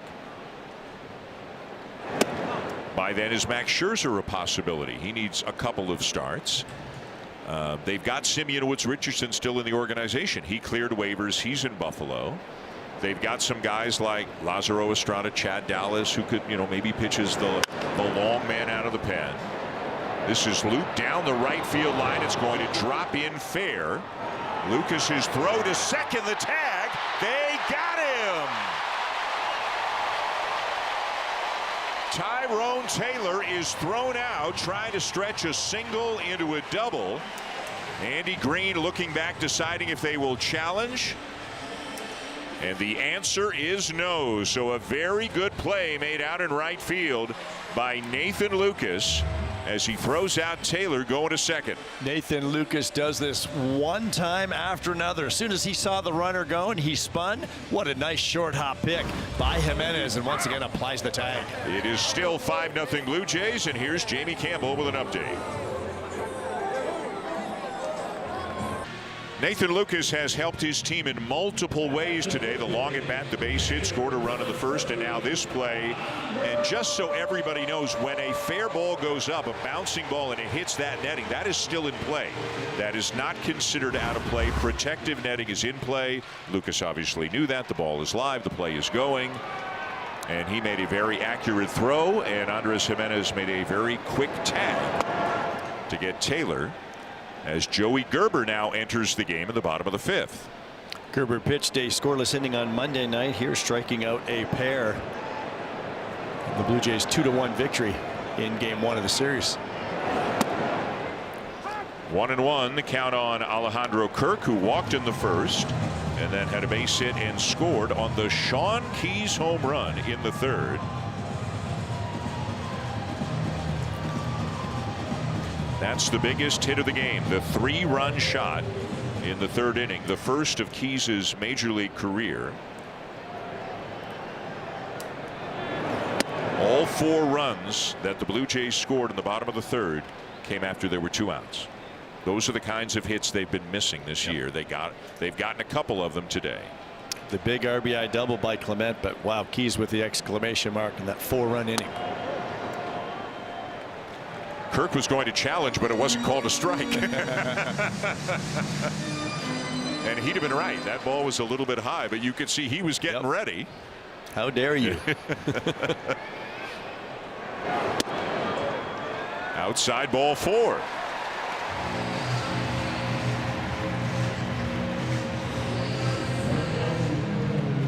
I find some of this ABS stuff funny every now and again when moments like this happen. Watch Kirk. He's expecting a strike call. I'm going to... No, I don't need to. You didn't call it a strike. He may have talked John Libka into calling it a ball. Here's Pinango. Let me ask you this question, and I hope I phrase it well. It seems like Pinango, on, as opposed to a little bit earlier in the season when it would be a line drive to left, a line drive to left center. Now we're seeing a little bit more pop-ups, fly balls underneath the ball a little bit more. What do you see in his swing? Could be trying to create a little bit. You know, we've heard so much about, he's got a pretty steep, pretty flat path to the ball as well. And if you want him to try to create a little bit more loft, that's not always a good thing if that's his natural path. So you got to be careful not to change that a whole lot. Nothing wrong with a good line drive hitter either. And he has shown the ability to get the ball in the air pretty well. He's got 5 home runs and has not been with the team nearly the whole season. A 1-hopper or 2-hopper out to Lindor to second, one on to first in time. A 6-4-3 double play. Interesting. It was a changeup from Gerber, but sometimes as a hitter you wait so long that it breaks your bat, gets jammed. Slow developing play, but they're able to turn it. And there will be no challenge from John Schneider.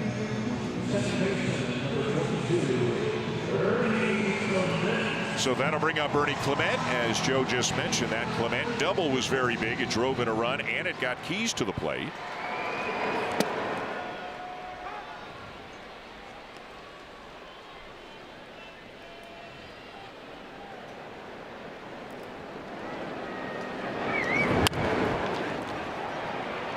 Another play for Lindor, and he'll make it to bring the inning to a close. Through 5 here on Canada Day. The Blue Jays up 5-0. Okay, let's go. Is giving away 5,000 Blue Jays tickets to customers through Rogers Beyond the Sea. And here are today's lucky winners.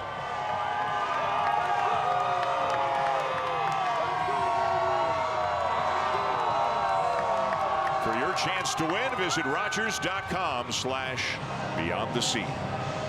They're having a good old time. It's a sellout because, of course, it is here on Canada Day. 41,894.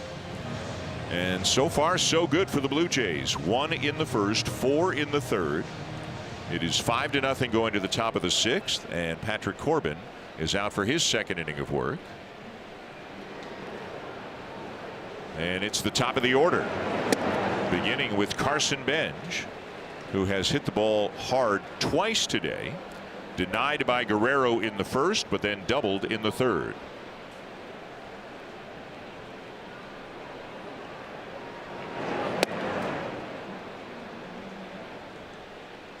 And you're hoping, too, the move to the bullpen for Corbin, you talked about maybe one time through the order. Sometimes things can play up a little bit out of the bullpen if he knows he's just going out there for a couple of innings. Fastball might play up a little bit, a little sharper spin on the breaking balls. You're not trying to pace yourself to think about going 5 or 6 or at least a couple times through the order. John Schneider said Corbin handled the conversation very well. Not surprising. Guy's been around a long time. And understood the results over the last 4 starts were just not where they needed them to be. So it's kind of a bullpen game here and likely in San Francisco again on Tuesday. And then they'll sort it out beyond that after the All-Star break.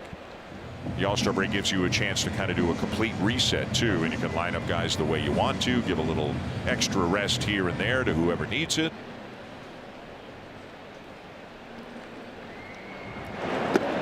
Down and away, and it's 3-2.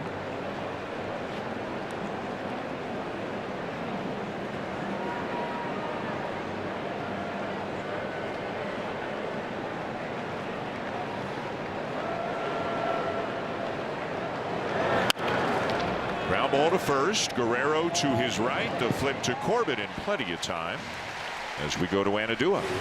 This is your final chance, Blue Jays fans. We are just a few hours away from drawing the winner of Jays Cares Canada Day 50-50 jackpot, and you could be taking home almost $2 million. Get tickets before midnight Eastern for a chance to make it a Canada Day to remember. Head to bluejays.com/5050 to get tickets from Alberta, New Brunswick, Nova Scotia, or Ontario. Dan? Exciting stuff, nearing $2 million. Now Corbin and Soto. And a curveball, or a slider I should say, in there for a strike. Corbin does not throw hard. That's 79, but that's his slider, and it's strike 1. That fastball that he got benge on, his velocity being up a tick has helped, and that helped jam the left-handed batter.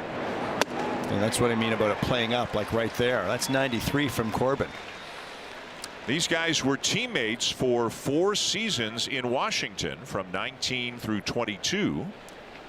Played on a World Series champion together in 2019.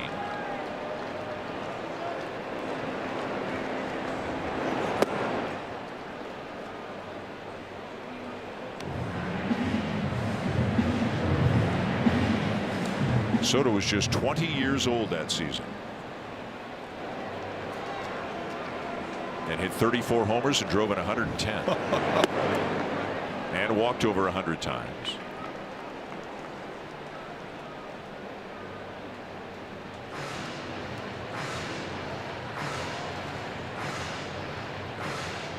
He has never won an MVP. He has finished second once, third twice, but has never been his league's most valuable player. Boy, that is, I mean, I don't know anybody else who takes that pitch.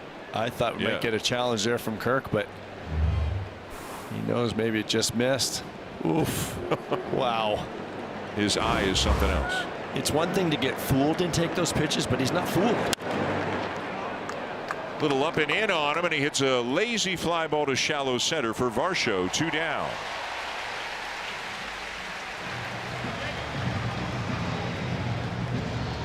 So that's 5 outs that Patrick Corbin has gotten. Bullpen is still quiet, and the Blue Jays still have their 5-run lead here in the 6th. And third time up today for Bo Bichette. Bichette has walked and struck out. He is now 1 for 9 in the series. Up and in, ball 1.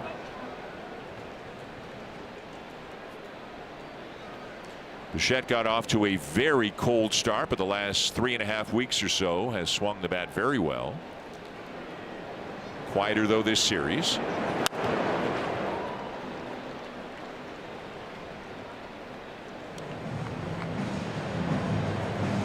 The other element this brings, the way the pitching is today, is it's a third different pitcher that these guys at the top of the order have seen in 3 different at-bats. Which is the idea. If some part of the order has to see a guy more than that, make it the bottom guys.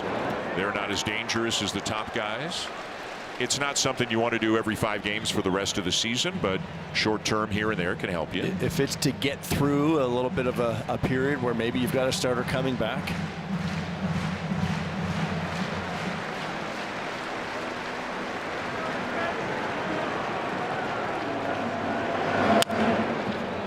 bouncer to third. Okamoto will bounce it across, and it is in time to get him. A 3-up, 3-down, top of the 6th for Patrick Corbin, out number 3. As Okamoto bounces it across to Guerrero, and they just do get Bichette.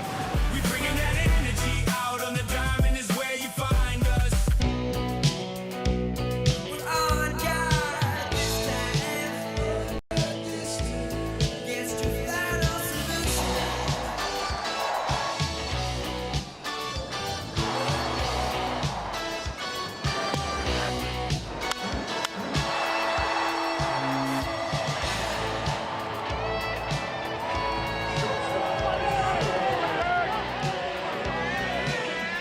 Pretty good Canada Day experience so far here at Rogers Center. It is hot.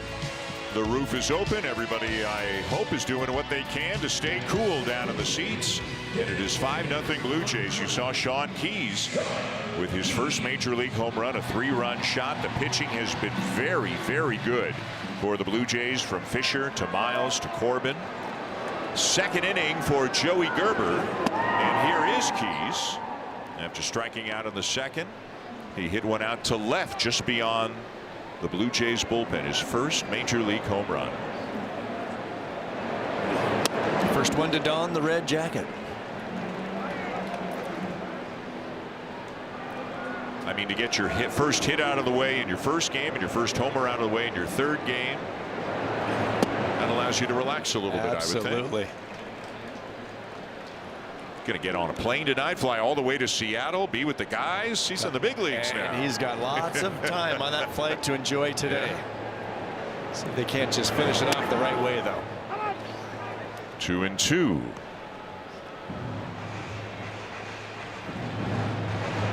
And again, with George Springer on the paternity list, and again, our congratulations to the Springers on the birth of their third child today. This is grounded out to second. Without Springer in the DH spot and righties coming in the series for Seattle, you know, Keys looks like he'll get some playing time, whether he DHs and Guerrero plays first, or they can switch it up a little bit, but he's going to get a chance to play. Yeah, they certainly love the pop in his bat, and he showed that this afternoon. It's just that one swing of the bat can change a game, and to go up 5-0. And now Gerber getting a little bit of medical attention. Maybe a blister.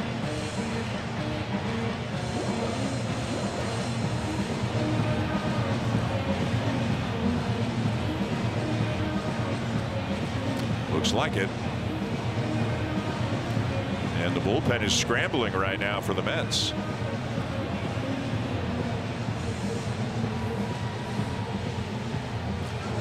Lefty Cionel Perez is up, a former Baltimore Oriole, a fairly familiar name to the Blue Jays and many people watching today. And that's going to be it. Gerber will not be able to continue, so the Mets will have to go to the pen again.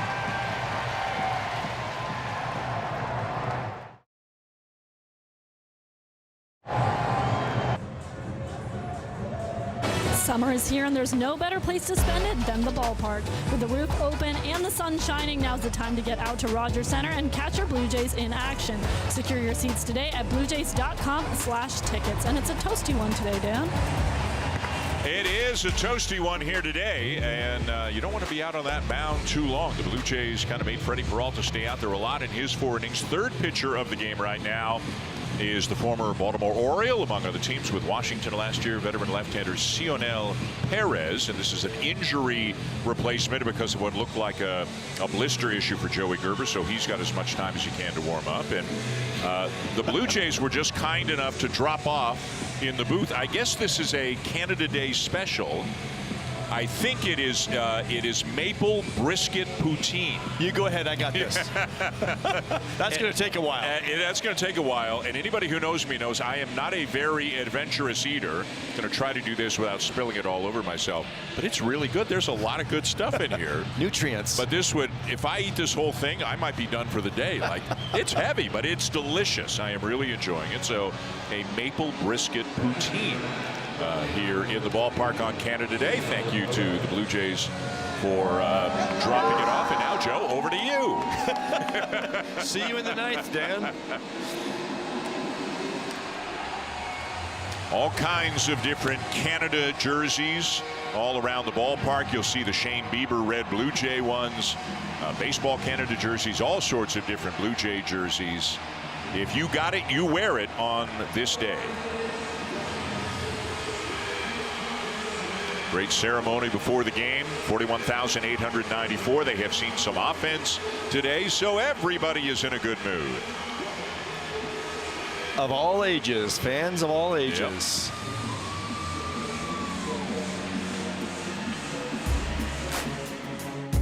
Stream every pitch on Canada's best and most reliable 5G Plus network. Visit Rogers.com today to get connected.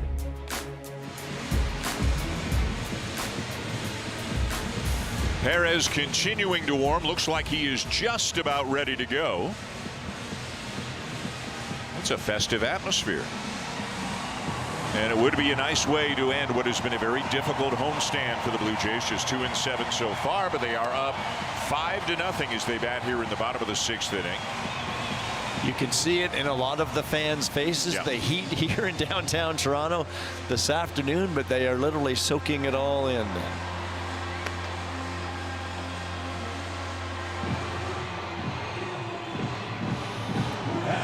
A fan was a good idea too. Yep. Yeah, it is hot. And if you didn't bring a fan, find a way to make your own. Fan and hydration. Yeah. All right, now ready to go. Andres Jimenez will step in. Cionel Perez is ready. Jimenez a fly ball and a walk.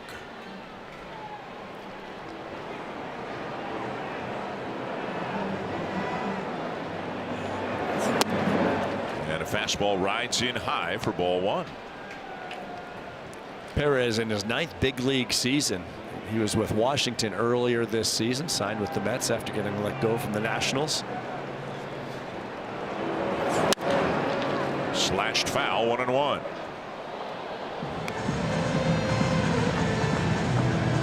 It's just amazing how many guys come out of bullpens throwing 97 and above over and over.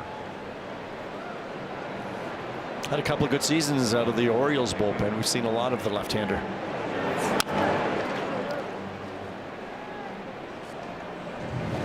By the way, there is nobody up in the Blue Jays bullpen, so Patrick Corbin, who has gotten 6 outs on only 27 pitches, he is going to come back out to begin the top of the 7th. So he's only seen 6 batters. So he can see 3 more before he starts seeing them a second time around. And even if he does start the second time around, the first 2 are lefties. And Jimenez waves at that one up and in. Strikes out, 2 down.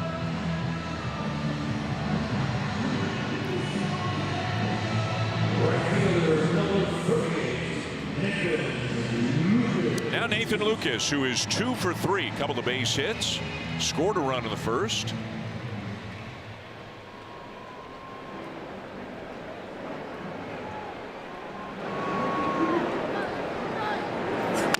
So staying in there against the lefty because they're up 5. You want your best defense on the field, and Nathan Lucas obviously is a part of that. Perez will use that sinker a lot to left-handed batters. Ball diving back down and in on Nathan.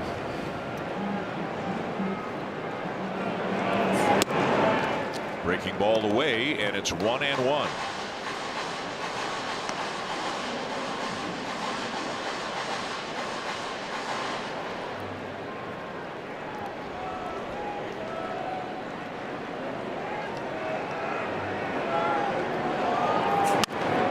Now to play left side, 1-2.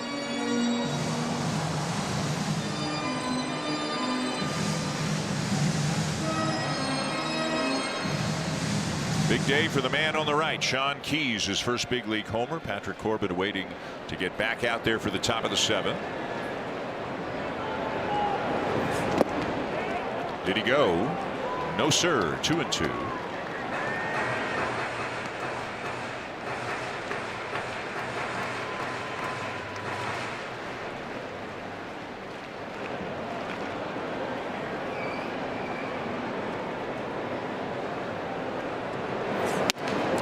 the swing and a miss to end the inning. So Perez strikes out a couple, and it's on to the 7th in a 5-0 game.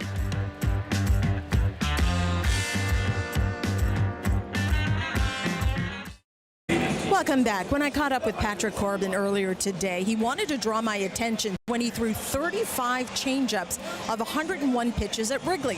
He doesn't ever recall throwing that many in his career.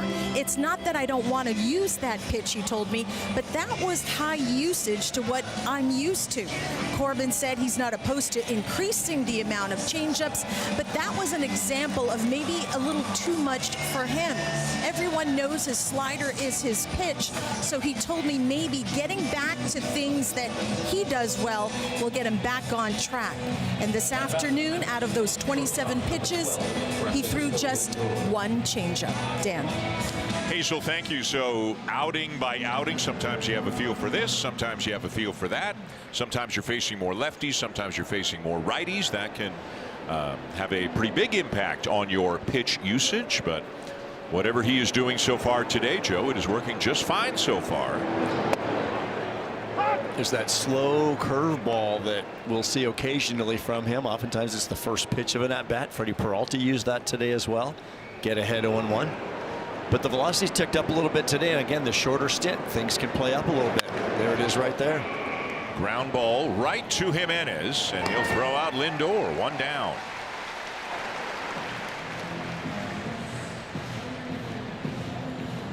So he's faced 7 batters.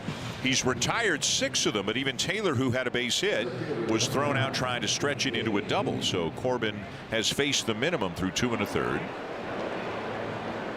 You know, the funny thing about all these bullpen games that the Blue Jays have had to do this year, they've done pretty well in those bullpen games, right, but it can have an after effect, a domino effect.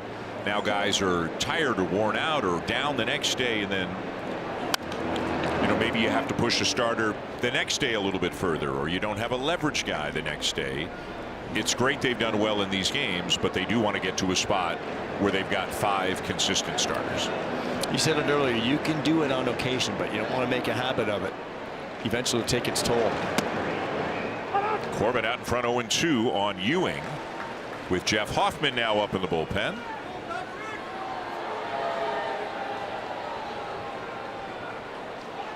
But as you can see, he was just soft tossing, not even on the mound yet. So that's like first phone call. Just tell Hoff if they need a guy, it's him. Just get up, start getting loose, but they haven't really sounded the alarm yet. And that's what you can do with a 5-0 lead. You can slow play it. That's why offense is so important. You can pitch all you want, but you got to score runs. Hopefully today is an indication for this offense moving forward. The 2-2 pitch off the outside corner, a full count.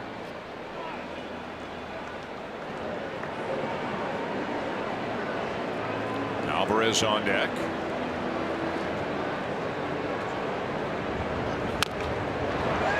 Ewing stays alive. It's that sinker. Corbin will use that sinker similar to Perez last inning. I mentioned to Nathan Lucas, lefty sinker, because as a left-hand hitter, you're always thinking out over the plate against a left-handed pitcher. Four-seamers, sliders, sweepers. There it is again. And Guerrero will make the play for out number 2. He's been busy over there today. Came back with that sinker, ran it right inside. In off the plate. Ewing gets to it. Look at Vladdy. We've seen some dives. We've seen some hops.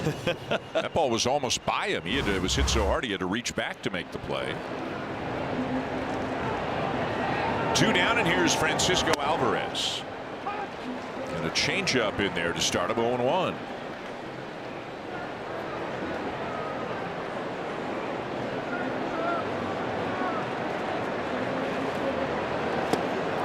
Swing and a miss. 0-2.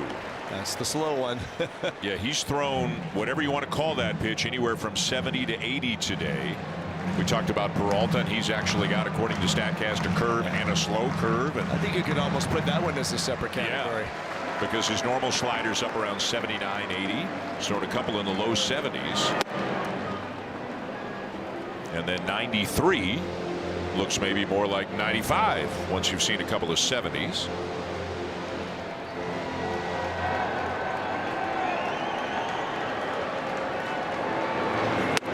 Up and away, 2-2.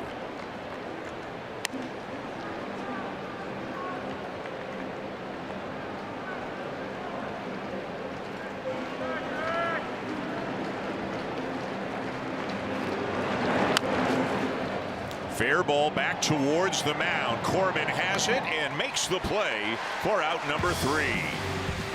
What a nice job by Patrick Corbin. 9 outs here today.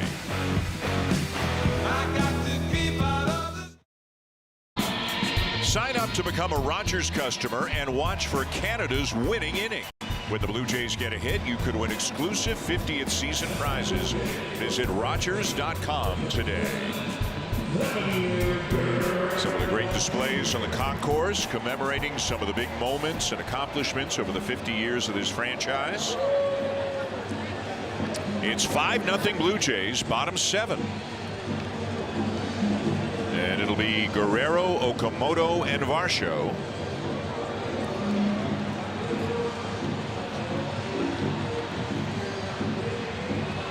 A hot day here in Toronto. I heard there were some big storms up a little further north of here, up in cottage country, and as we speak the roof is starting to close, so there could be something coming this way. On the outside corner, a strike to Guerrero, who doubled in the first and struck out his last 2 times up.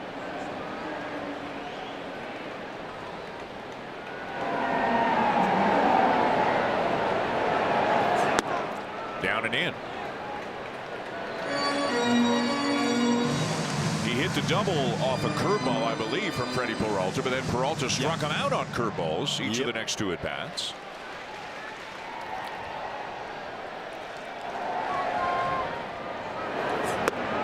Low again, ball 2. 99 from Perez. Guerrero has seen him before, 1 for 4 against him in his career.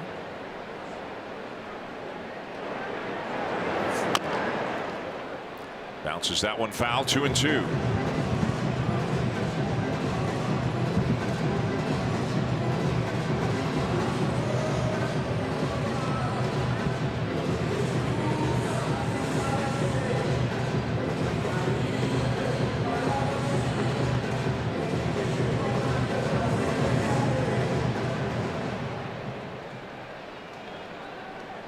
Four-pitch pitcher Perez, 2 different fastballs, 2 different breaking balls.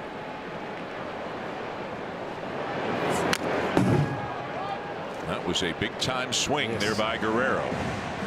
Out and back. Everything had been down in the zone. Perez elevates the fastball here.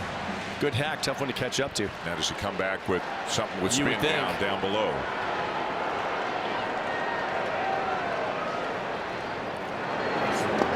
Did, but Guerrero saw it early enough not to chase it, and it's ball 3. Okamoto next. He has driven in a run today. Clement has driven in a run. Sean Keys has driven in 3 on his first major league homer.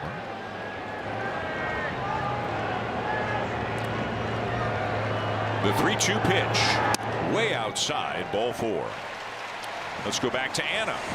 Kazuma Okamoto has been heating up at the plate, and now it's your turn to rep him on Monday, July 20th. The first 15,000 fans at the ballpark will take home a Kazuma Okamoto t-shirt. It's the perfect way to celebrate the slugger who brought his star power from Japan to Toronto. Secure your tickets at bluejays.com/promotions. And Kaz is up to bat, Dan. And quite possibly, Kaz is going to be an all-star this year. He is one of the 2 finalists, along with Junior Caminero with the Tampa Bay Rays. Well hit ball, right center field, and it's going to be off the wall on the fly. Guerrero on his way to third, and Okamoto is going to be out at second. That ball was hit so hard and caromed off the wall so quickly, he is out at second. So that is the first out. Guerrero does come around to third on what will be scored a single. Okamoto all over this pitch from Perez. Splits the gap off the wall, halfway up the wall. Ewing does a nice job playing it off the wall and used that good arm we talked about earlier. Okamoto challenged him, but the outfielder, the young outfielder from the Mets, threw it on the money.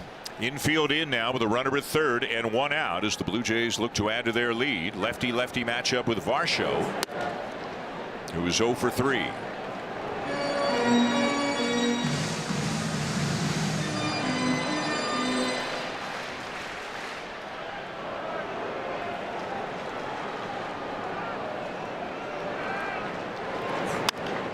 Sent foul left side, 1-1.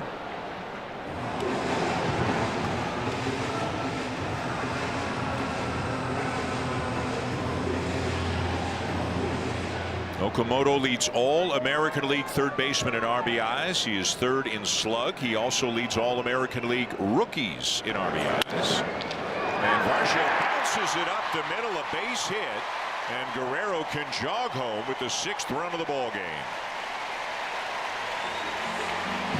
Well, that's why Dalton Varsho is very successful against left-handed pitching, not trying to do a whole lot, reading the situation with the infield in. He knows if he gets something out over, just get the barrel to it. He's not trying to hit this one over any fences. Hits it hard and finds a hole.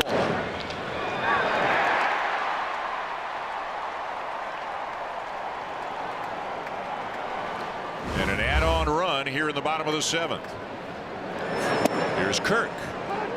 He'll challenge. Pitch is called a strike. Batter's challenging.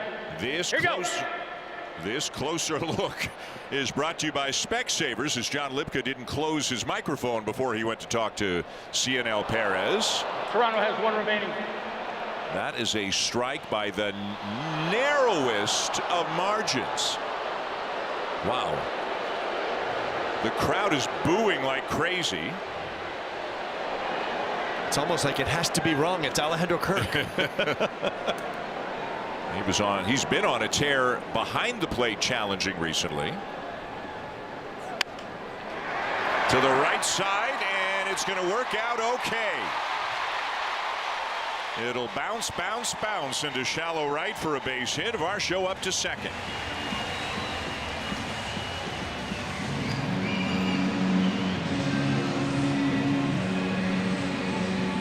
He will take it. Fastball in on his hands. With the second baseman playing up the middle, there is a lot of room over there. Once it landed, looked like a knock.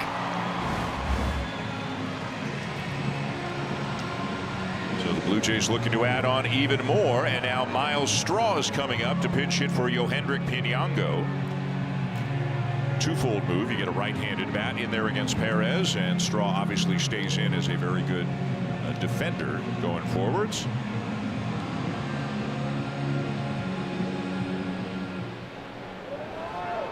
You saw that 4 for 8 today for the Blue Jays with runners in scoring position, a far cry from the last couple of games. And it's the kind of thing where you can have a great game, a bad game, a great week, a bad week. Just because you have been doing it doesn't mean you'll keep doing it. Just because you haven't doesn't mean you won't. But they've just got to find a way to do it better going forward to score more runs. Be a little more consistent, yes. And those ones you hit over the wall are pretty good too. Sean Keys with a big 3-run blast. Speaking of a big 3-run blast, it is gone.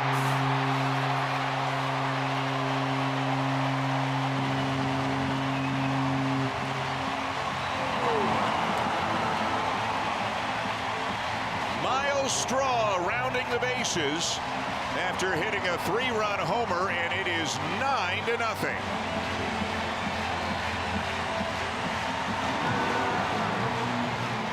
Hitting can be contagious, and the Blue Jays got the bats going today. They're hitting in the clutch, and they're hitting for power.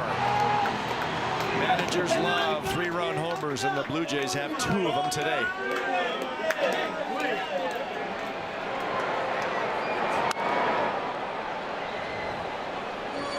Slow breaking ball from Perez. Miles went down and got it. From a left-hander that's coming into you. Ideal for a guy like Straw looking to pull something in the air. Straw's third home run of the season and his first career pinch hit home run.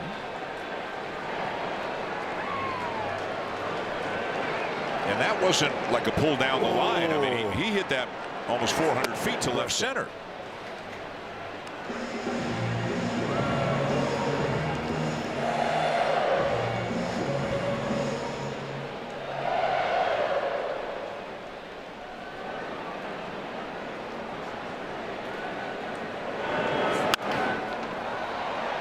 That's a Clement foul ball right there.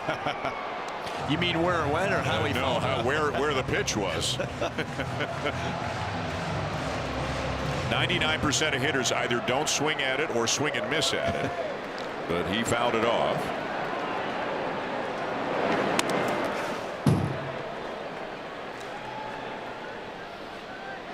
Well, Perez started first pitch with a sinker up in the zone, and he came back with that little breaker.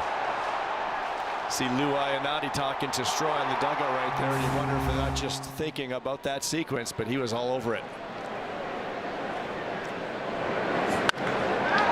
Lined into left, a base hit for Clement. And he's thinking two.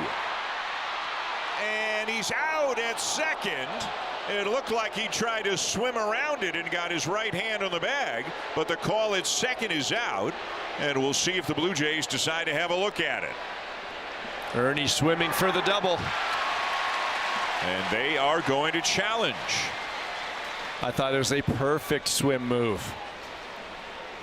As an infielder, your back is to the runner fielding this throw. This video review is brought to you by Specsavers.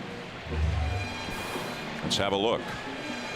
See how far he had to go to reach Ernie. It's as though he turned once he caught the ball and thought the runner was going to be right there, but he's got to go, whoa, I got to get way over there. In there.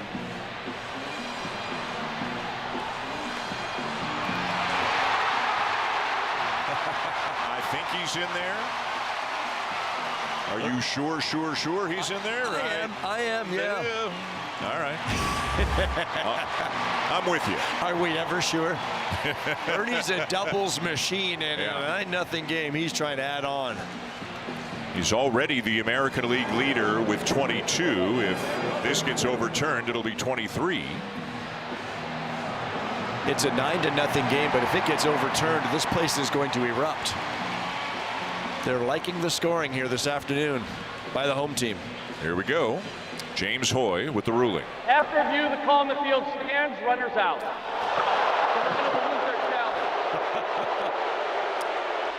I hate to say I kind of told you so, but that's unfortunate. Great effort, but just, I guess, not clear and convincing. So the Blue Jays, there are 2 outs in the inning, and both of them have come at second base, and still they've added on 4 and another pitching change for the Mets. Well, it's been a good day at the ballpark from beginning right up until now for the Blue Jays and their fans. A great ceremony pregame, a lively crowd, a couple of big 3-run homers, and then Ernie Clement trying for 2. The call on the field was out, and it stood. It was not overturned. And the crowd didn't like it. Joe Siddle didn't like it. Kaz Okamoto couldn't believe it. What are we doing here? It was a great slide.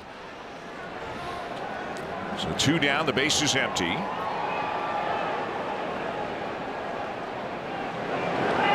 So Clement, like Okamoto, with the base hit and thrown out, trying to go for second here this inning. Here's A.J. Minter. Started the year on the IL, came off in late May, has not allowed an earned run. And Sean Keys getting a chance to face a lefty.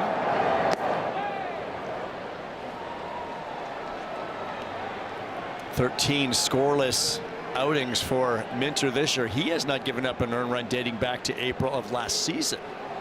Over 24 appearances. Had some very good years with the Atlanta Braves.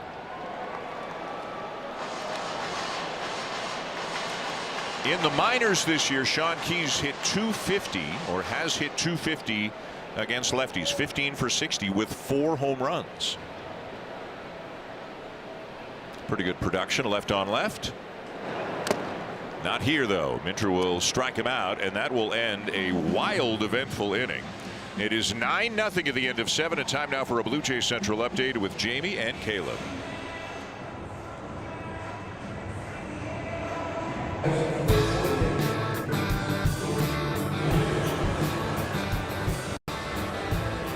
Last year gave us memories we will never forget. Where will you be for the next big moment?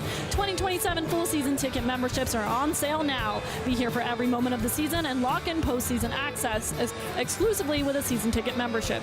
Don't miss out. Visit bluejays.com/season tickets for more details. Dan. And a thank you. 9-0 Blue Jays, top 8. And Joe Patrick Corbin is back out there beginning his 4th inning of work. Couple of changes defensively. Luis Urias is now in the game at second, and Straw will stay in the game at left. Assuming everything's okay with Clement, it's just get Ernie off his feet for an inning or two and get Urias in there. He looked fine, tried to get to second base. Hopefully didn't jam anything. Here's Jared Young, who is 0 for 2. We saw Jeff Hoffman up in the bullpen top 7, but when the Blue Jays added on 4 more, and with Corbin's pitch count efficient so far, John Schneider has a quiet bullpen right now with Corbin on the mound. And an outing like this maybe build some confidence back too. Hopefully he can finish strong here and provide some long relief moving forward. Swung on and missed. He gets Young. There's that fastball again at the top of the zone. It's got a little extra tick to it today, and I think it's benefited him.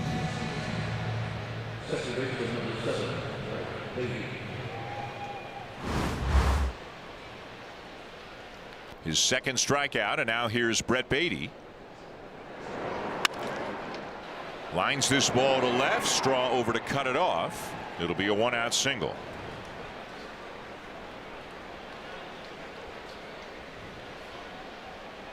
Beatty's first hit of the game, and just the 3rd for the Mets. Braden Fisher worked the first, gave up a walk, nothing more.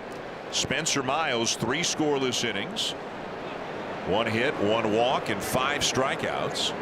And now Corbin working into his 4th inning.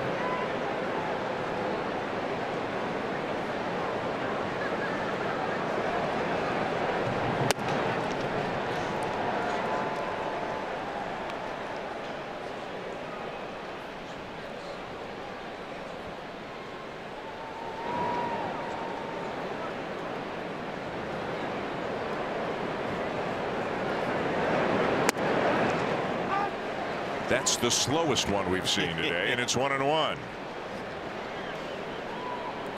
To your point about the stuff ticking up, ignore the slow breaking balls. Just look at the fastball, and Corbin's up between 1 mile per hour and 1.5 on each of his 2 fastballs.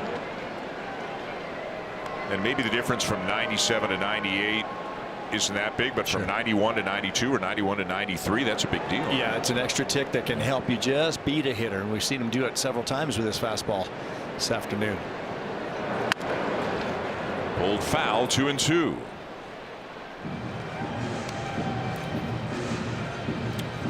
So the roof just about closed. Again, it started open, and must be some bad weather in the area, so the roof closing at Rogers Center. They've still got the flap open down the left field line, but otherwise we are indoors right now.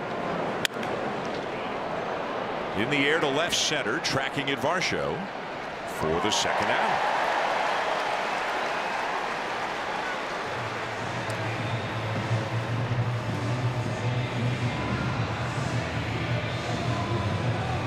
And even with an off day tomorrow, if John Schneider can avoid one other guy, maybe just use somebody for the 9th, not somebody here in the 8th and somebody in the 9th. We all know that they've got 5 guys up among the leaders in terms of appearances, and anytime you can save an outing, it might help you down the road. Those 2 guys have worked a lot. Rogers and Fluharty. Fisher's already pitched today. Hoffman's been up. In a game like this, you obviously don't think you're going to have to think about Louis Varland the way things are going. And even with the day off tomorrow, it's an extra day. And these guys need that right about now as they head into a busy stretch here, an important stretch before the All-Star break. And then, of course, after that, before the trade deadline. Which is August the 3rd, by the way. It's on a Monday. Baseball does that. They try to find a day where there are no day games, so everything can happen. I think the deadline, I believe it's 6 p.m., but it's August 3rd. I think it is. They've kind of gotten away in recent years from, guys being in the on-deck circle, and then you get pulled back because you get traded. They've moved away from that. So, although that was theater and drama in its own. It's kind of fun. It was kind of fun. Remember, you had to sometimes pull them back off waivers, so you could get traded, but then it gets nullified. Guys hugging in the dugout. Hug watch. That's a 3-1 count now on Benj.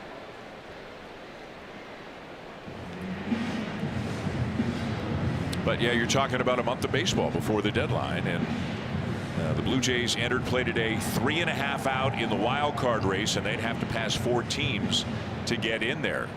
They're in a much different spot than they were in a week ago. There's a lot of time left, and 3.5 obviously is not insurmountable at all. But we've seen how fast things change. Yeah.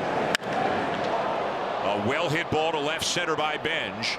Varsho running out of room, and it's gone. This impressive rookie outfielder for the Mets hits his 10th home run, a 2-run shot to left center, first runs of the ball game for the Mets.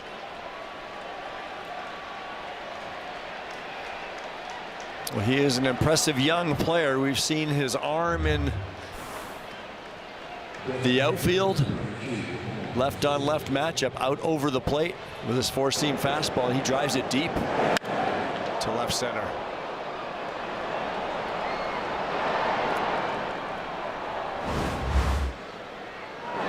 So now Soto.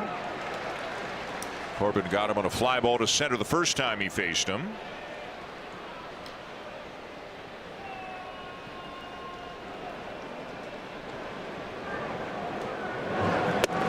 Off the outside corner, 1-1.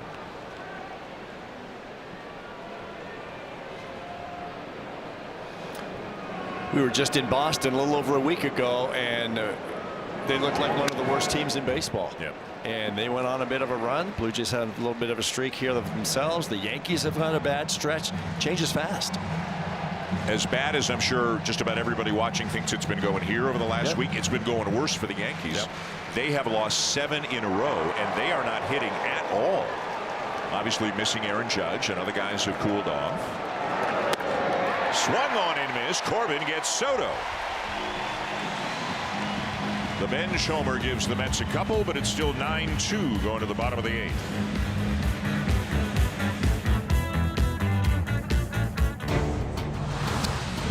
More baseball coming your way tonight. How about Paul Skeens and Zach Wheeler? The Pirates and the Phillies, 6:30 Eastern time. And then later on tonight, the Dodgers and the Athletics at 9:30 Eastern, 6:30 Pacific. The Blue Jays beginning play today with the identical record as the A's at 40-46. The team the Blue Jays will play next, the Seattle Mariners, are in possession of the last wild card spot in the American League. The Texas Rangers, in part due to their sweep here in Toronto, have overtaken the Mariners and taken over top spot in the AL West. Ronnie Mauricio is now manning third for the Mets. Bo Bichette's out.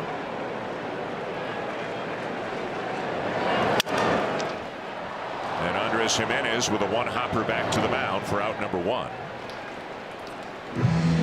So 9 runs today, Joe. The last time the Blue Jays scored 9 runs in a game was May the 9th here in Toronto when the Angels were in town. That was a 14-1 win. Even when the Blue Jays have been winning their fair share of games, almost all of them have been 1- or 2-run games. Yeah, tight, low scoring. Definitely tight.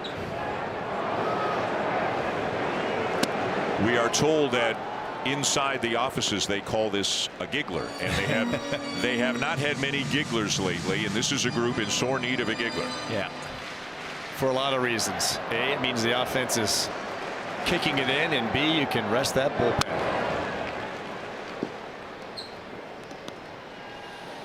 Big day for that young man.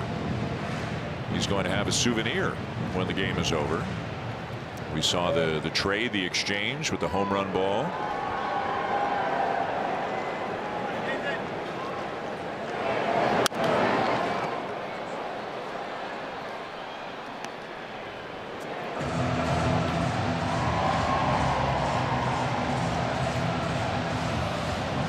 We have not seen Jonathan Clase yet today. He has taken the roster spot. There's Clase. He has taken the roster spot of George Springer, who is on paternity leave.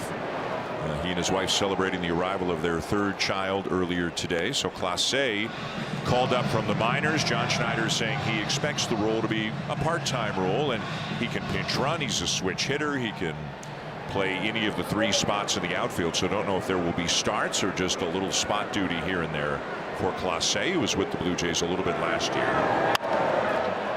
Lucas lines it to left field, and oh, what a catch by Tyrone Taylor, robbing Lucas of potential extra bases. This was full extension by Taylor to his right.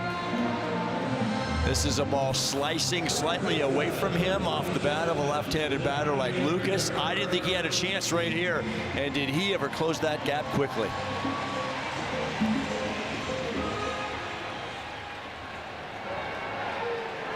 That's great. That's 10 out of 10 stuff Wow. right there for an outfielder. So 2 down, and here's Guerrero. 1 for 3 with a walk. The 1 a double back in the first.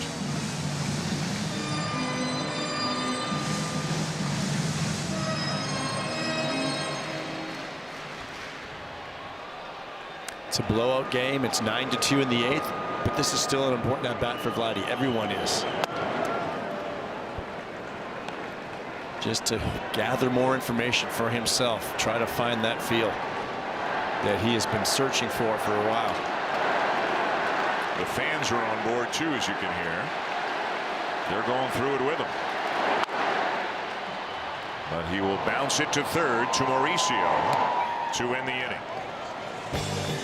9-2 Blue Jays going to the 9th. You're watching Rogers Blue Jays baseball on Sportsnet. Jays Care 50-50 draw. A reminder, the deadline is midnight tonight. Get yours at bluejays.com/5050. And I want to remind you, a little look ahead after an off day tomorrow. It's the time for the annual Northern Invasion, as Blue Jay fans will be filling up T-Mobile Park in Seattle. A weekend series, always fun to see folks from BC, Alberta, Saskatchewan, and Manitoba, all over the place coming to Seattle to root on their Blue Jays. We will be with you from Seattle on Friday night. And the Blue Jays 3 outs away from heading out to Seattle in a pretty good mood. We talked about Blue Jays fans traveling. Well, that goes next level in Seattle. That is going to be fun. Talked to a couple of the players today, Adam Macko, Shane Bieber, guys who have not been through that yet. But they've all been told about it by their teammates. Like it means enough to the players. It really resonates with them. They think it's cool. And so even the new guys know what to expect going out there.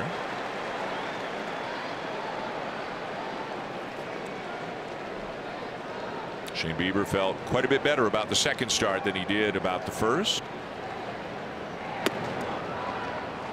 Takes time. Guys coming back from injury, haven't pitched in such a long time. You go through the rehab process. You finally get on the mound with your rehab starts, but then when you get on that big league mound, it's just very different. Big league hitters. It was only a second start. Swing and a miss. Corbin gets Mauricio.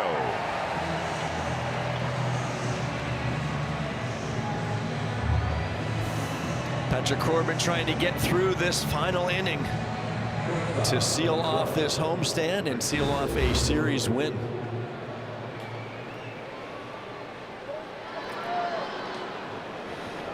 The batter, Francisco Lindor.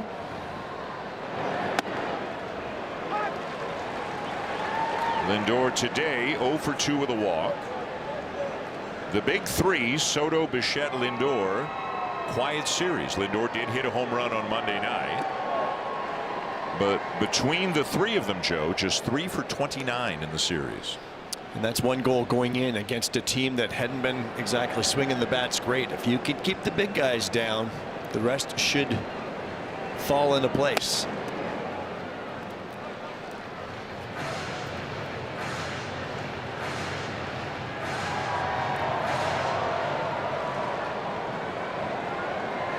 Two and one the count. And a fly ball hit to deep left, and it's his second home run of the series. It is still a 9-3 game, but Lindor takes Corbin out. The second home run Corbin has given up now.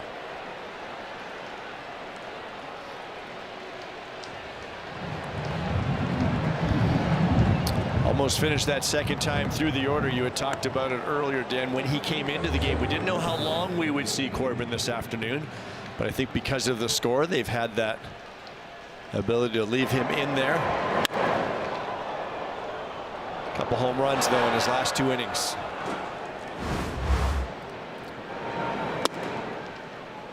Now a strike to A.J. Ewing.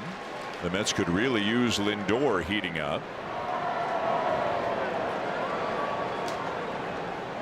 Ewing today's 0 for 3.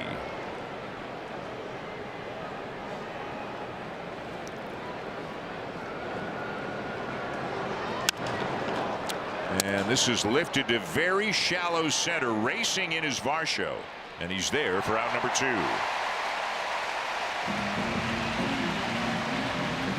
So Bo Bichette's time in Toronto nearing an end.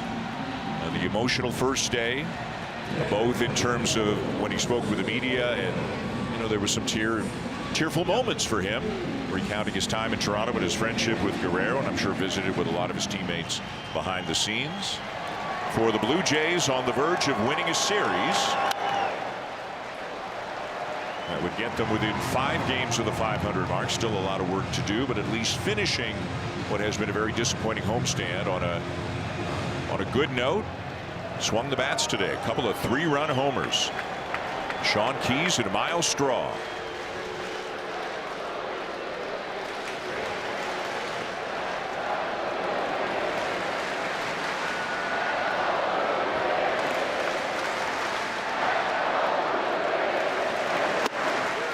Swing and a miss by Alvarez. It's 0-2. And now this capacity crowd that has been here for hours celebrating Canada Day, and now celebrating what it looks like it's going to be a Blue Jays victory.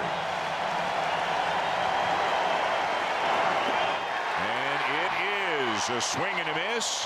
The ball game is over. Corbin goes 5 innings in relief. The Blue Jays hit a couple of 3-run homers. They win the game, they win the series, and are now headed off to Seattle. And that is what it is all about. Baby steps. Win a series first. They've done that after a miserable time with the Texas Rangers. Win a series, head out on that West Coast. And hopefully things can change for the better if these bats can continue to heat up. You have to like where the pitching is at, especially the way that rotation's starting to perform now. It is always fun when the Blue Jays head out to Seattle. Dylan Cease is going to start the opening game of that series on Friday night. We look forward to bringing it to you. Time now for Blue Jays Central with Jamie and Caleb.